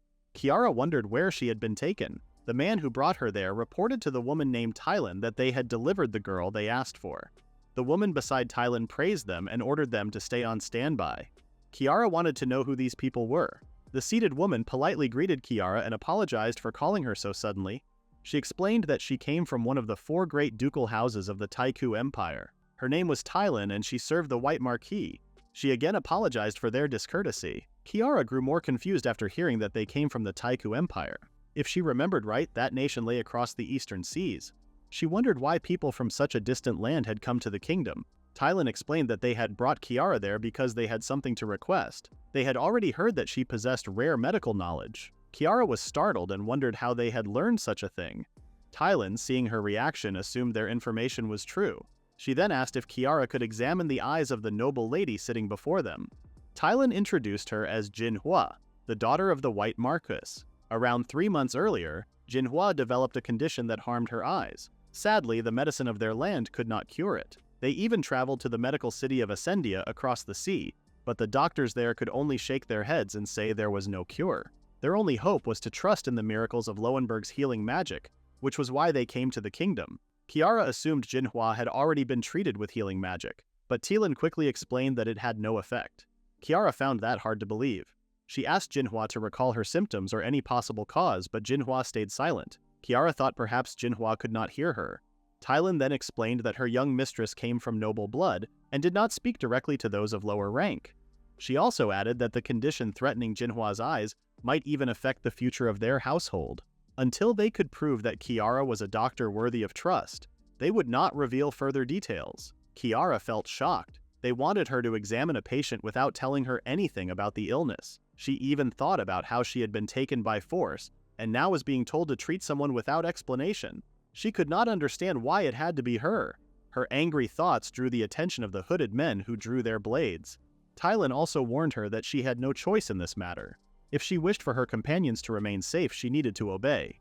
With no other option, Kiara agreed to examine the patient but asked for the veil to be lifted first. Under the veil appeared a strong-looking woman with striking eyes. Kiara noticed they seemed close in age, and at first glance there appeared to be nothing wrong with her. She then carefully studied Jinhua's eyes from several angles. Tylin nervously asked what she was doing, but Kiara focused on her examination and ignored her.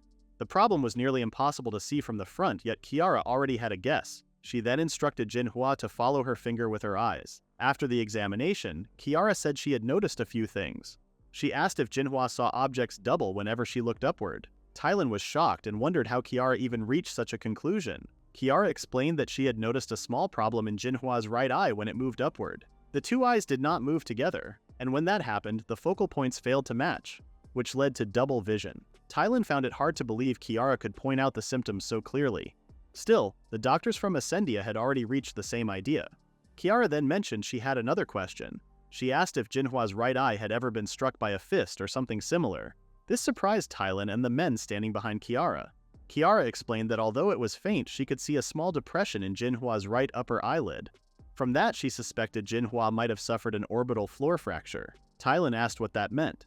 Kiara explained that the bony socket holding the eyeball was called the orbit. When the thin bottom portion of those bones broke, it was called an orbital floor fracture. Tylin wondered how such a break made Kiara think Jinhua had been hit. Kiara explained that since the bone at the bottom of the orbit was very thin, it could break easily when strong pressure was applied to the eye. When that happened, the fat and muscle around the eye could get trapped in the fractured area, causing problems such as the eye sinking deeper into the socket or the eye moving poorly. That was why she asked if Jinhua had been struck, since this type of injury usually came from a direct hit to the face. Tylin was left speechless. He had called for Kiara out of desperation, but now he saw she was truly different from what he expected. At last, Jinhua spoke and praised Kiara for her sharp mind.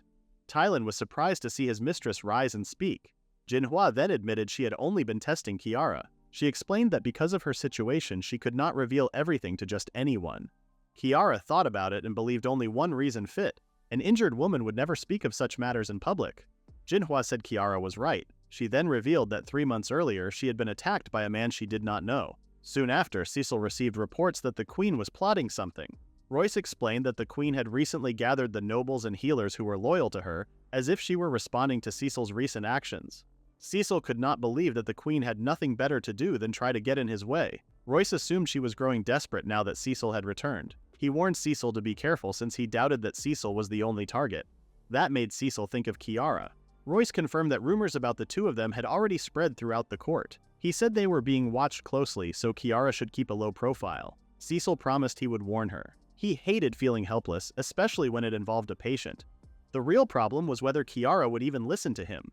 In the Taiku Empire, talented daughters from noble families were chosen as candidates for crown princess.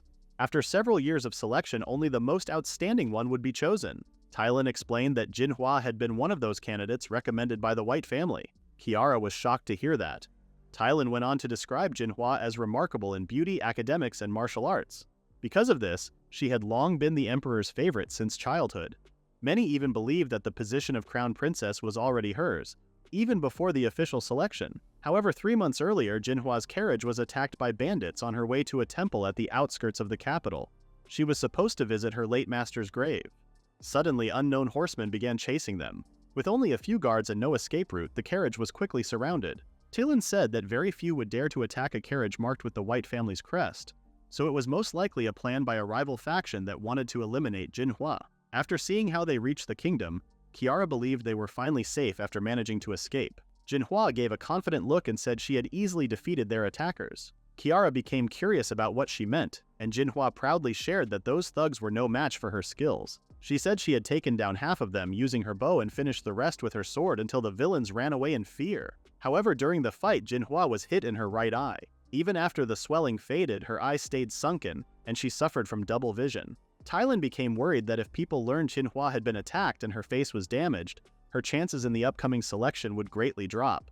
She wondered if there was any way to heal her lady's eye. Kiara thought for a while and explained that there was a possible way. She said that in cases where the bone under the eye was fractured, the trapped tissue only needed to be placed back in its proper spot. If that was done, Jinhua's vision might recover.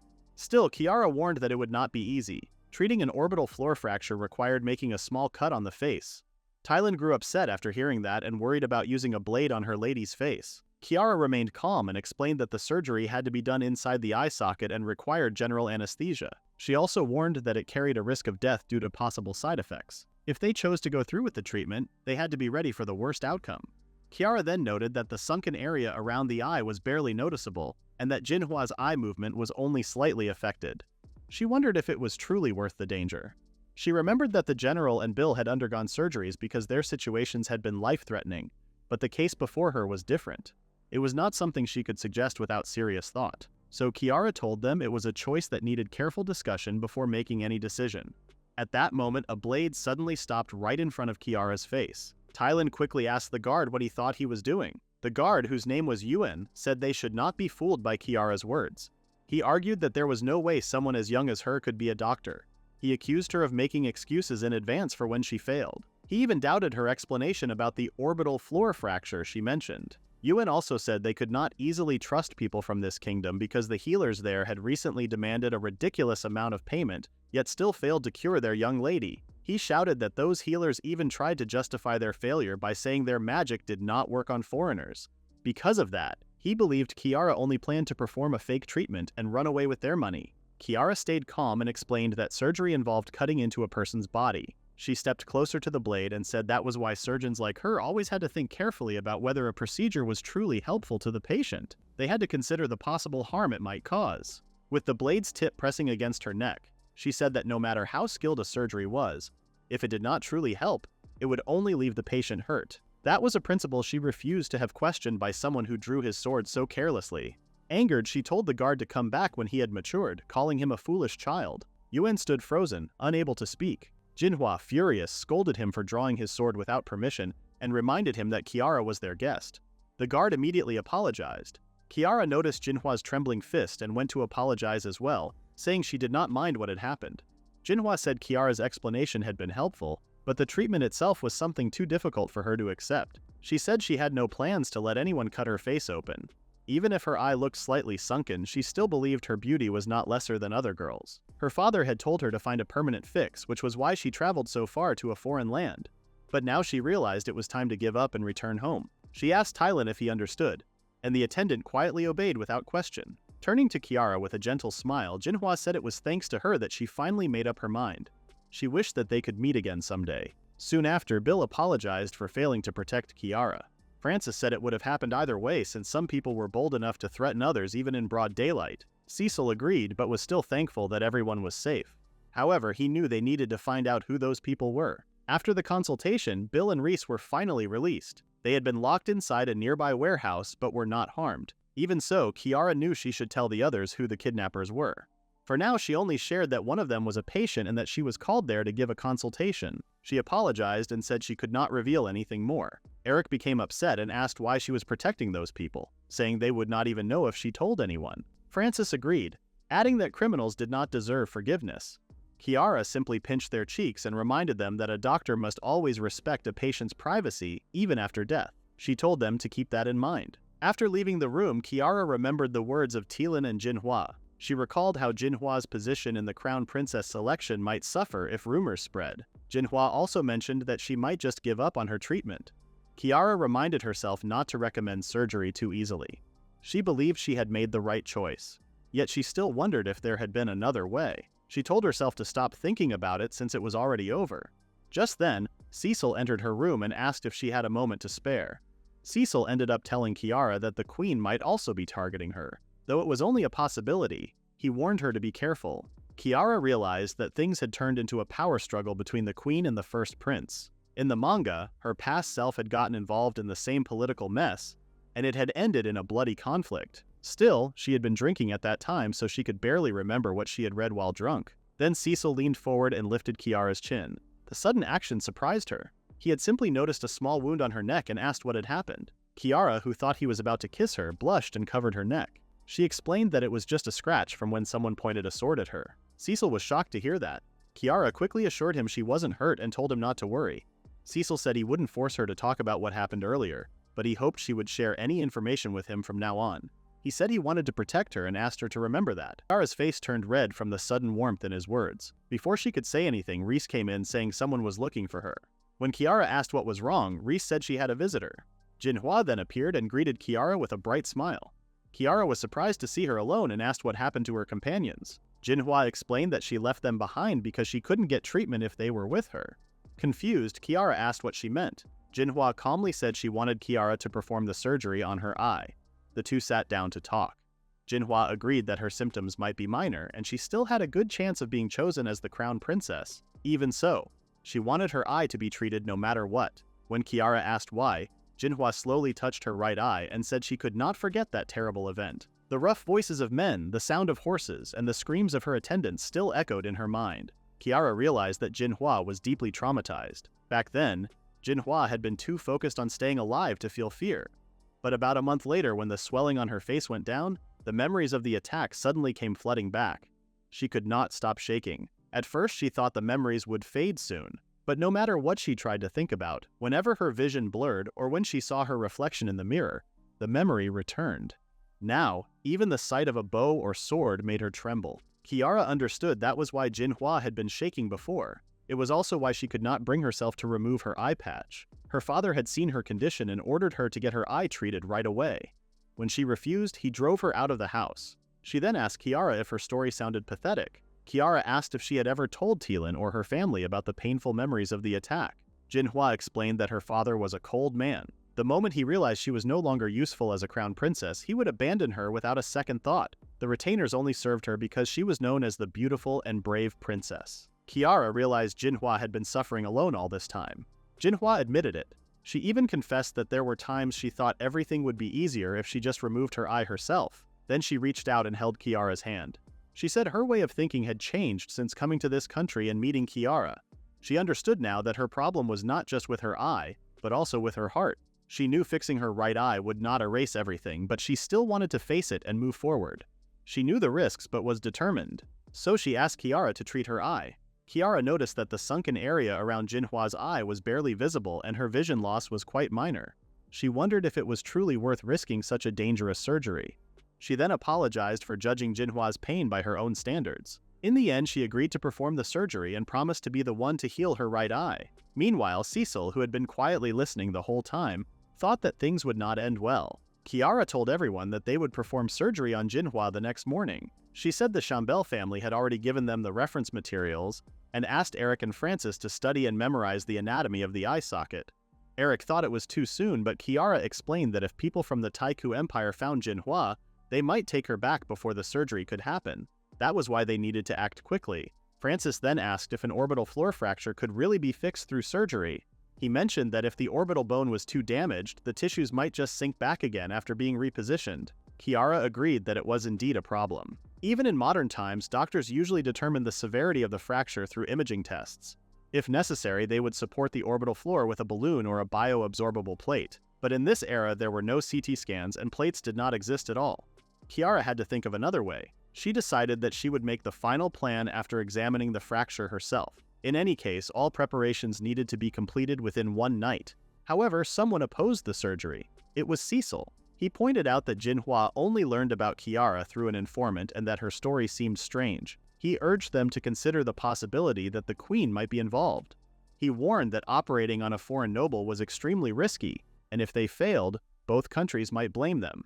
Kiara asked if he was suggesting that they abandon Jinhua. She argued that they would never be able to help anyone if they always avoided taking risks. Cecil replied that Jinhua would not die if they left her condition as it was. He reminded Kiara that this case was different from saving someone near death, and asked her to avoid unnecessary danger so they could continue their work as physicians. Kiara's face grew serious as she talked about how Jinhua truly wanted to fix her right eye so she could move on with her life.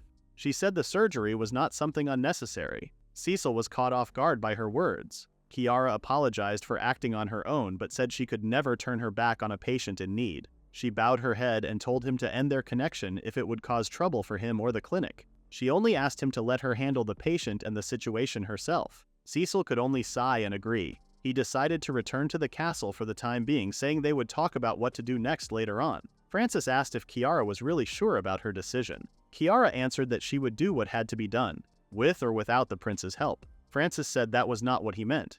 He reminded her that the entire clinic was supported by the prince's money, which was why he asked if she was ready to lose that support. He also mentioned that the payment for the mansion's renovation was due soon. He showed her the amount they needed to cover the next month's expenses and asked if she even had that much on hand. Kiara crushed the papers in her hand and said they should focus on the patient first. She told everyone to worry about money later and start preparing instead. Eric quietly realized that Kiara was the last person who should ever be put in charge of managing anything. Outside the clinic, a man had been listening to their conversation. Once he confirmed that Jinhua had gone to Kiara's clinic, he decided to report everything right away to someone called Lord Zerum. Meanwhile, inside her room, Jinhua was about to wash her face when she heard noises from outside. She looked out the window and saw the same man standing below. Suddenly, her double vision returned. The world blurred before her eyes and she fell to her knees, feeling dizzy and weak. Even then, she told herself that no matter what happened or if her face never went back to normal, she would keep fighting. Tylon and the others were still searching for their young mistress. He was furious, while the other guards apologized, saying it was difficult to track Jinhua in the dark.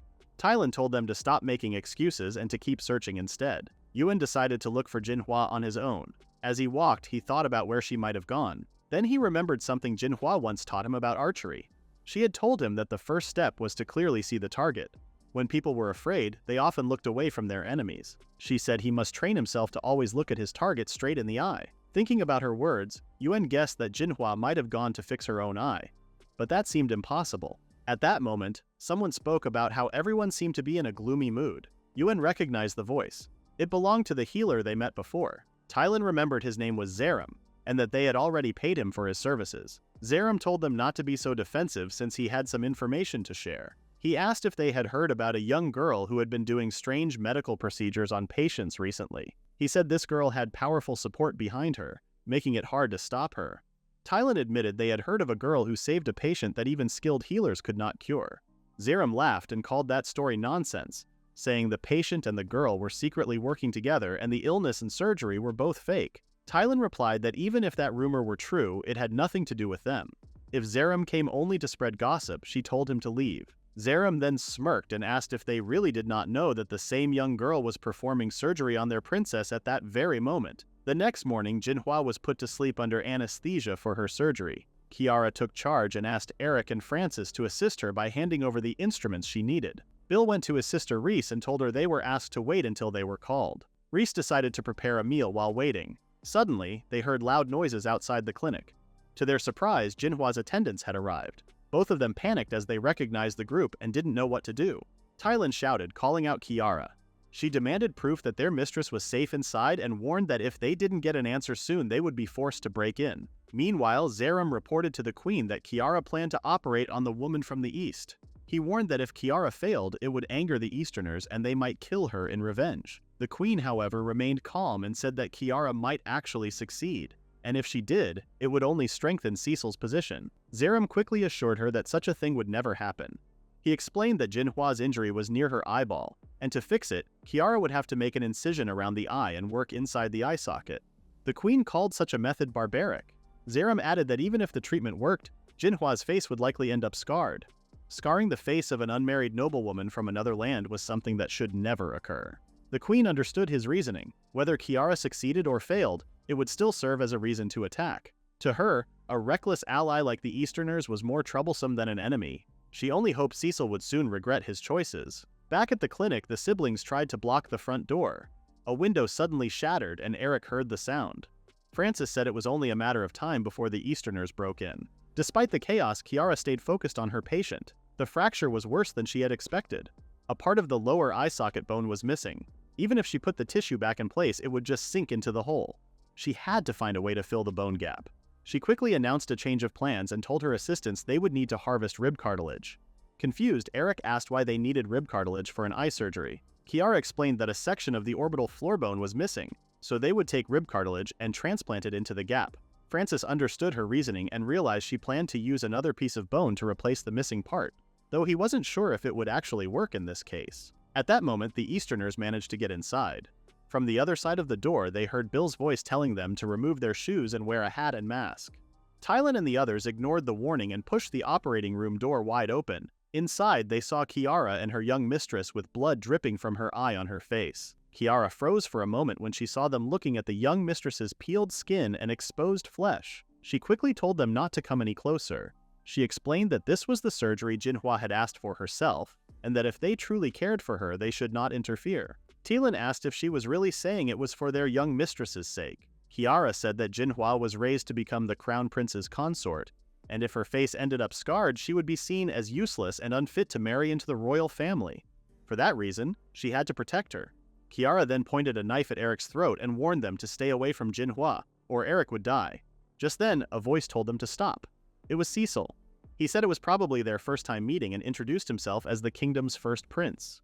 Tylan and the other Easterners were shocked and asked why a prince would be in such a small clinic.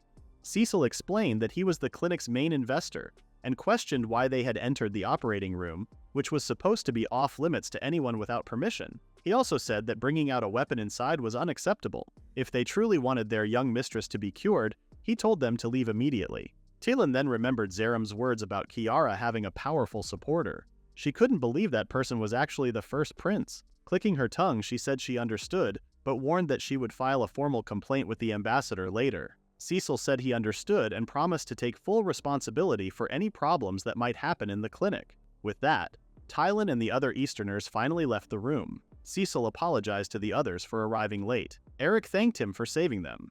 Kiara asked why he had come, but Cecil said they should talk later and told them to focus on finishing the surgery. Kiara felt a bit relieved. She returned to her task and told the others to continue the operation.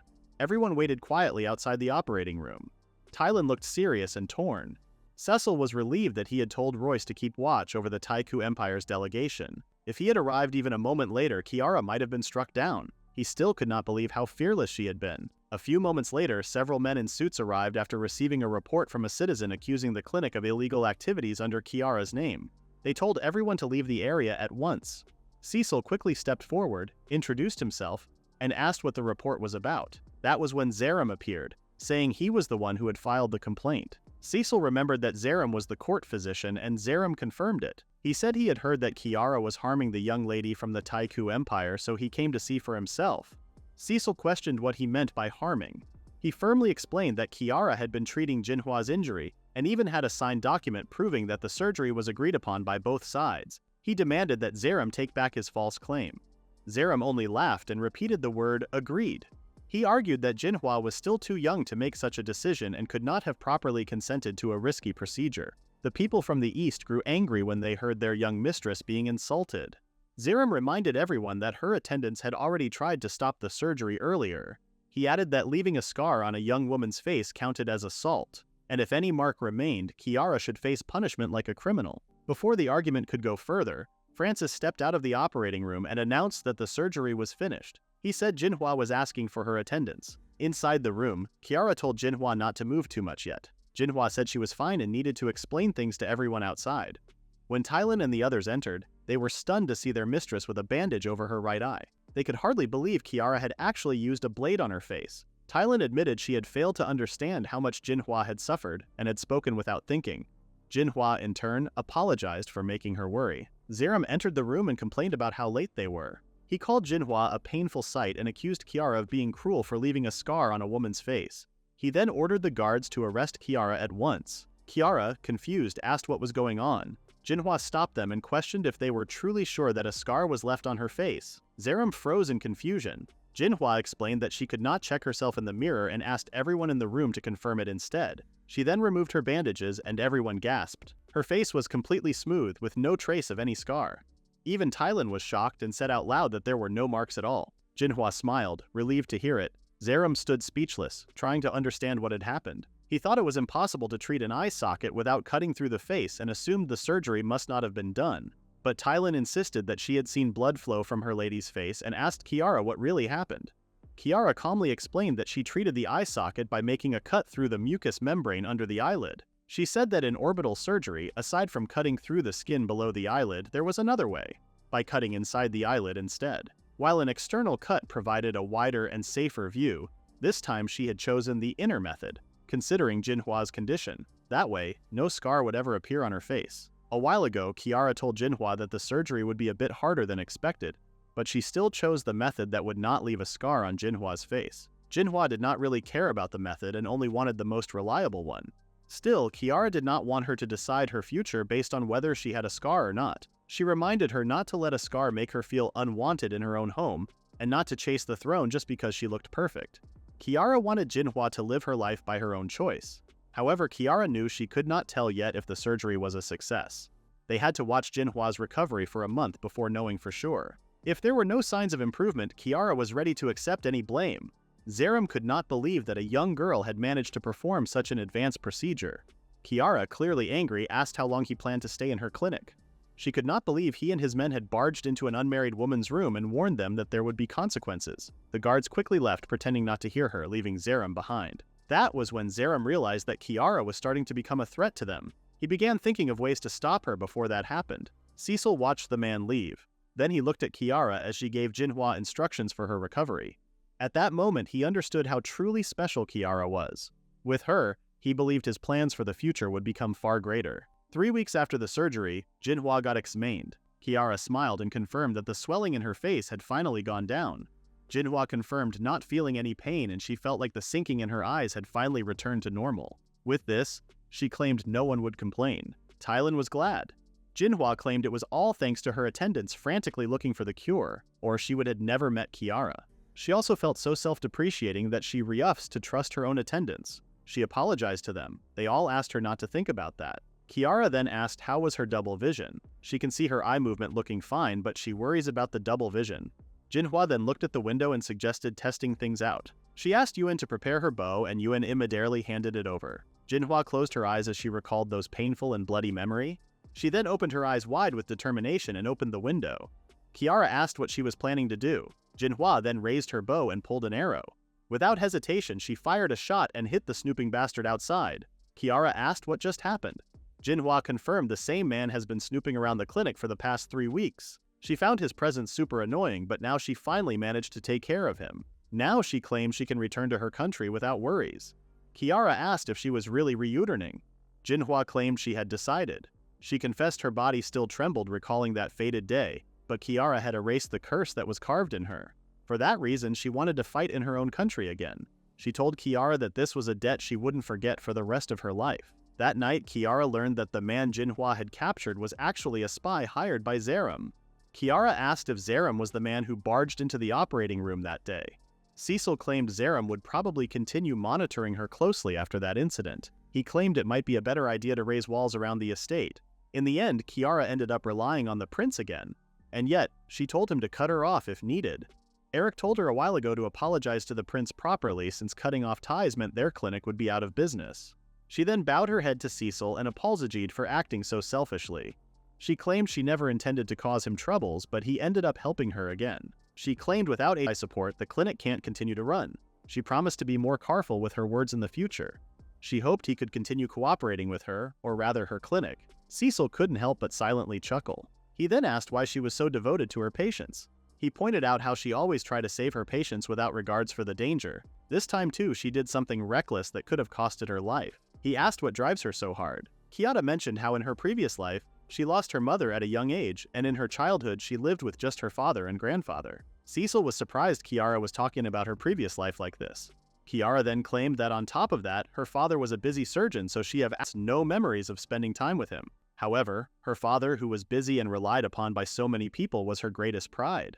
Someday she wanted to become a doctor like him, and together Tina should save patients all over the world, or so what she had imagined in her childish dreams. However, on her 10th birthday, her father collapsed right in front of her. It was likely due to his chronic overwork, and of all times it just had to be when only he and her were at home. As a helpless child, she couldn't do anything. Her body just froze as she stood before her collapsed father. His grandfather came home later and took him to the hospital, but her father never woke up. She just heard from the adults that her father collapsed due to cardiac arrest. They wondered what his family was even doing. They claimed the doctor might have been saved by someone who can do CPR, but apparently they heard on his elementary school-aged daughter was at home. They whispered how the doctor would have been saved if an adult had lived with him. After hearing those whispers, Kiara had thought it was her fault. It was her who had left her father to die. Cecil then exclaimed it wasn't Kiara's fault at all. He pointed out she was just a child and doesn't need to be responsible at all. Kiara knew that, but whenever she stand before a patient, the memory of that day would always come rushing back. She worries that someone else would suffer because of her again, or even they lose their life. When she thinks about it, she just can't stand still. At that moment, Cecil hugged Kiara tight in his arms. This surprised Kiara. He then whispered to her ears that no matter what happens, he promised to be on her side. He asked her not to try to fight alone. He can't shake the feeling that she would end up throwing her own life for a patient one day. Kiara then talked, and this snapped Cecil's thoughts. He apologized as he released Kiara from his hug. He claimed he was just worried for her and got carried away. He then reminded her to at least think of her own safety from now on. He hurriedly excused himself. After the prince left, the hug that just happened made Kiara blush. She asked herself what just happened just now. Kiara kept remembering the words Cecil had whispered to her about his promise to always stay by her side. She wondered what that could mean. The only thing she could think of was that the prince might have feelings for her, but that seemed impossible since he had never shown any sign of affection toward her before. In the manga's original story, Kiara and Cecil were love interests, but imagining it happening for real made her panic. She almost got lost in her thoughts before deciding to forget what happened. If she started acting nervous around him, it would only make things awkward. For now, she reminded herself to act normal. The next morning, Cecil also felt uneasy about what happened. He couldn't believe he had hugged Kiara like that. After doing such a thing, he assumed she would no longer act normal around him. He told himself to be careful, or things could become uncomfortable in the clinic. When Cecil entered the clinic, Kiara greeted him as if nothing had happened. He was surprised. He asked if anything had changed since then, but Kiara calmly said she was fine and asked why he came. Cecil said he just wanted to check on them. He was stunned by how naturally Kiara acted. Seeing her put things into her handbag, he asked if she was going somewhere. She explained that she needed to pick up some surgical tools that had been sent for repair. When he asked if she was going alone and where the men were, she said everyone else was out. She added that her bag wasn't heavy, so she could manage by herself. Suddenly, Cecil grabbed her arm and warned her that it was dangerous for a woman to walk alone. He offered to go with her. Kiara was surprised, but Cecil quickly stepped back and apologized. Since he offered, Kiara agreed to go together and asked him to wait while she got ready. When Cecil was left alone, he still couldn't believe how normal Kiara was acting. He thought she might not be thinking about him at all. However, Kiara was very aware of him. She felt uneasy but kept reminding herself to stay calm. They soon headed to town together. Kiara felt bad for letting the prince carry her bag, but Cecil told her not to worry since it wasn't heavy. As they walked, he noticed the street filled with workshops and mentioned that craftsmen might often get injured there. He hoped they would hurry to the clinic whenever that happened. Kiara felt torn after hearing that comment. She said that ever since Jinhua arrived, only 3 patients had come to the clinic. Cecil was surprised to hear such a small number. Kiara explained that most people were hesitant to visit because the staff were young like her. Patients usually preferred experienced medical workers instead. Cecil said they should think of a way to fix that problem, and Kiara agreed while lowering her head sadly. Cecil blushed a little when he saw her sad expression. Not long after, a fight broke out between drunk men near a tavern. The people nearby talked about it as if it happened often. Kiara looked worried. Cecil knew he should probably tell her not to go, but he also knew she would still go even if he stopped her. So, he suggested they check the situation together. When they reached the scene, a drunk man was shoved to the ground. He quickly apologized and left with his friends. Some townsfolk muttered about how those drunkards always cause trouble even in broad daylight. It didn't surprise them since the area was said to belong to someone named Glenn. Curious, Kiara went to look for the injured drunk who had been left in an alley. There, she saw a wounded man being cornered by two others. The men mocked him, saying his friends had run off and he should just give up. Hearing his cries of pain, Kiara decided to step in. She told them to wait and pointed out how badly the man was hurt, asking them not to be so rough with him. The two men sneered and told her to leave if she didn't want to get hurt, saying they were in the middle of something important. Cecil then stepped forward and stood in front of Kiara, asking them not to touch her because they only wanted to help the injured man. The men glared and demanded to know who he was, telling him not to act so full of himself. Before one of the men could say more, someone kicked him in the face and sent him crashing into the corner. Everyone froze for a moment, shocked. A man with a noble look stepped forward, annoyed by the noise, and asked angrily what they thought they were doing to a civilian. The two men knelt before the man they called their boss and quickly apologized. They explained that the intruders were demanding to see the injured man. Watching how easily the man had overpowered those two rough men earlier, Kiara began to wonder who this young man really was. The man glared at his subordinates for a moment before suddenly smiling. He apologized for their rude behavior and asked if Kiara and Cecil were hurt. Kiara was surprised by his sudden change in attitude. Cecil calmly replied that they were fine, which seemed to please the young man. Cecil then said they lived nearby and came to check what happened after hearing about a fight. He asked if the young man's group was responsible for hurting the man lying in the corner. The young man told Cecil not to sound so threatening and explained that the injured man and his friends had been wrecking a friend's shop, so they only taught them a lesson. He assured them that they never went too far. Kiara found it hard to believe what she was hearing. The young man finally introduced himself as Glenn, the one who managed things in the area. He said he was glad to meet the nearby residents and reached out for a handshake, but Cecil only stared at him coldly. Glenn seemed amused by that. Suddenly, the injured man groaned and said his arm hurt. Glenn called over his men and they helped the injured man to his feet. Kiara asked what they planned to do with him. Glenn replied that they were taking him to a doctor since it would be troublesome to leave someone hurt all night in a corner. When Kiara asked if they were really bringing him to a doctor, Glenn told her she could come along if she was that concerned. Everyone soon arrived at the downtown clinic. Glenn called for a doctor named Aaron. Kiara looked around and was surprised by how clean the place was. A man then appeared, complaining that he had to see Glenn even on his day off. This man was Dr. Aaron. Glenn apologized and explained that the man they brought had been hurt during their earlier fight. He asked Aaron to give him a quick checkup. Aaron sighed and reminded Glenn not to bring injured people every time they got into trouble, but he still told them to take the patient to the treatment room. As Aaron prepared, he noticed a few unfamiliar faces and asked who they were. Glenn said they were only observers. The injured man started groaning again, clutching his arm while his shoulder looked stiff and painful. One of Glenn's men told him to stay quiet and be thankful they even brought him to a doctor. By the way he held his shoulder, Kiara could already guess what his injury was. Inside the treatment room, Aaron asked for 200 belks as payment up front. The man was shocked by the amount. Glenn told Aaron not to overcharge since that fee was worth several months of wages where they came from. The injured man insisted he didn't have that kind of money. Aaron calmly mentioned that this same man had come a year ago with an injured orphan. He asked what happened to the treatment fee from that time. The man looked embarrassed as he remembered. One of Glenn's subordinates asked why he had even bothered helping an orphan. The man said he just felt sorry for the child. Aaron reminded him that he never paid for that treatment, and the 200 belks now included that old debt. He told the man to find another doctor if he couldn't pay. Just then, Kiara stepped forward and asked if she could examine the patient. The man was startled when she suddenly touched his arm, but she calmly said she was also a doctor. Glenn looked surprised at the revelation. Kiara began her examination and noticed that the bony tip of the shoulder, called the acromion, was sticking out. She concluded that his shoulder joint was dislocated. She asked if he felt a popping sensation when he got hurt. The man thought for a moment and said he did. She then asked if he felt any numbness or trouble moving his hand, and he said no. Kiara told him she could put the joint back in place and asked Aaron if she could use the space for a while. Aaron agreed without question and went back to reading a book. The injured man lay down on the bed while Kiara gently took hold of his hurt arm.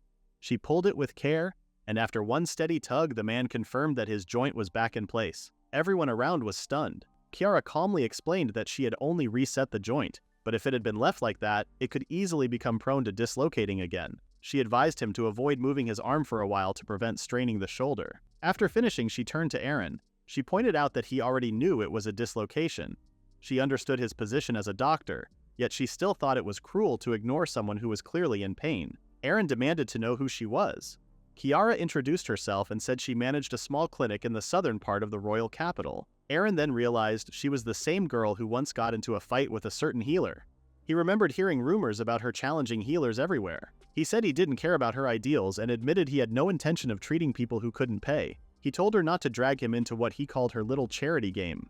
Kiara couldn't believe he referred to patients as customers. Disgusted, she decided to take over the injured man's care. Aaron snapped at them to get out and Kiara agreed, leading everyone to leave. Cecil apologized for the trouble before they left the place.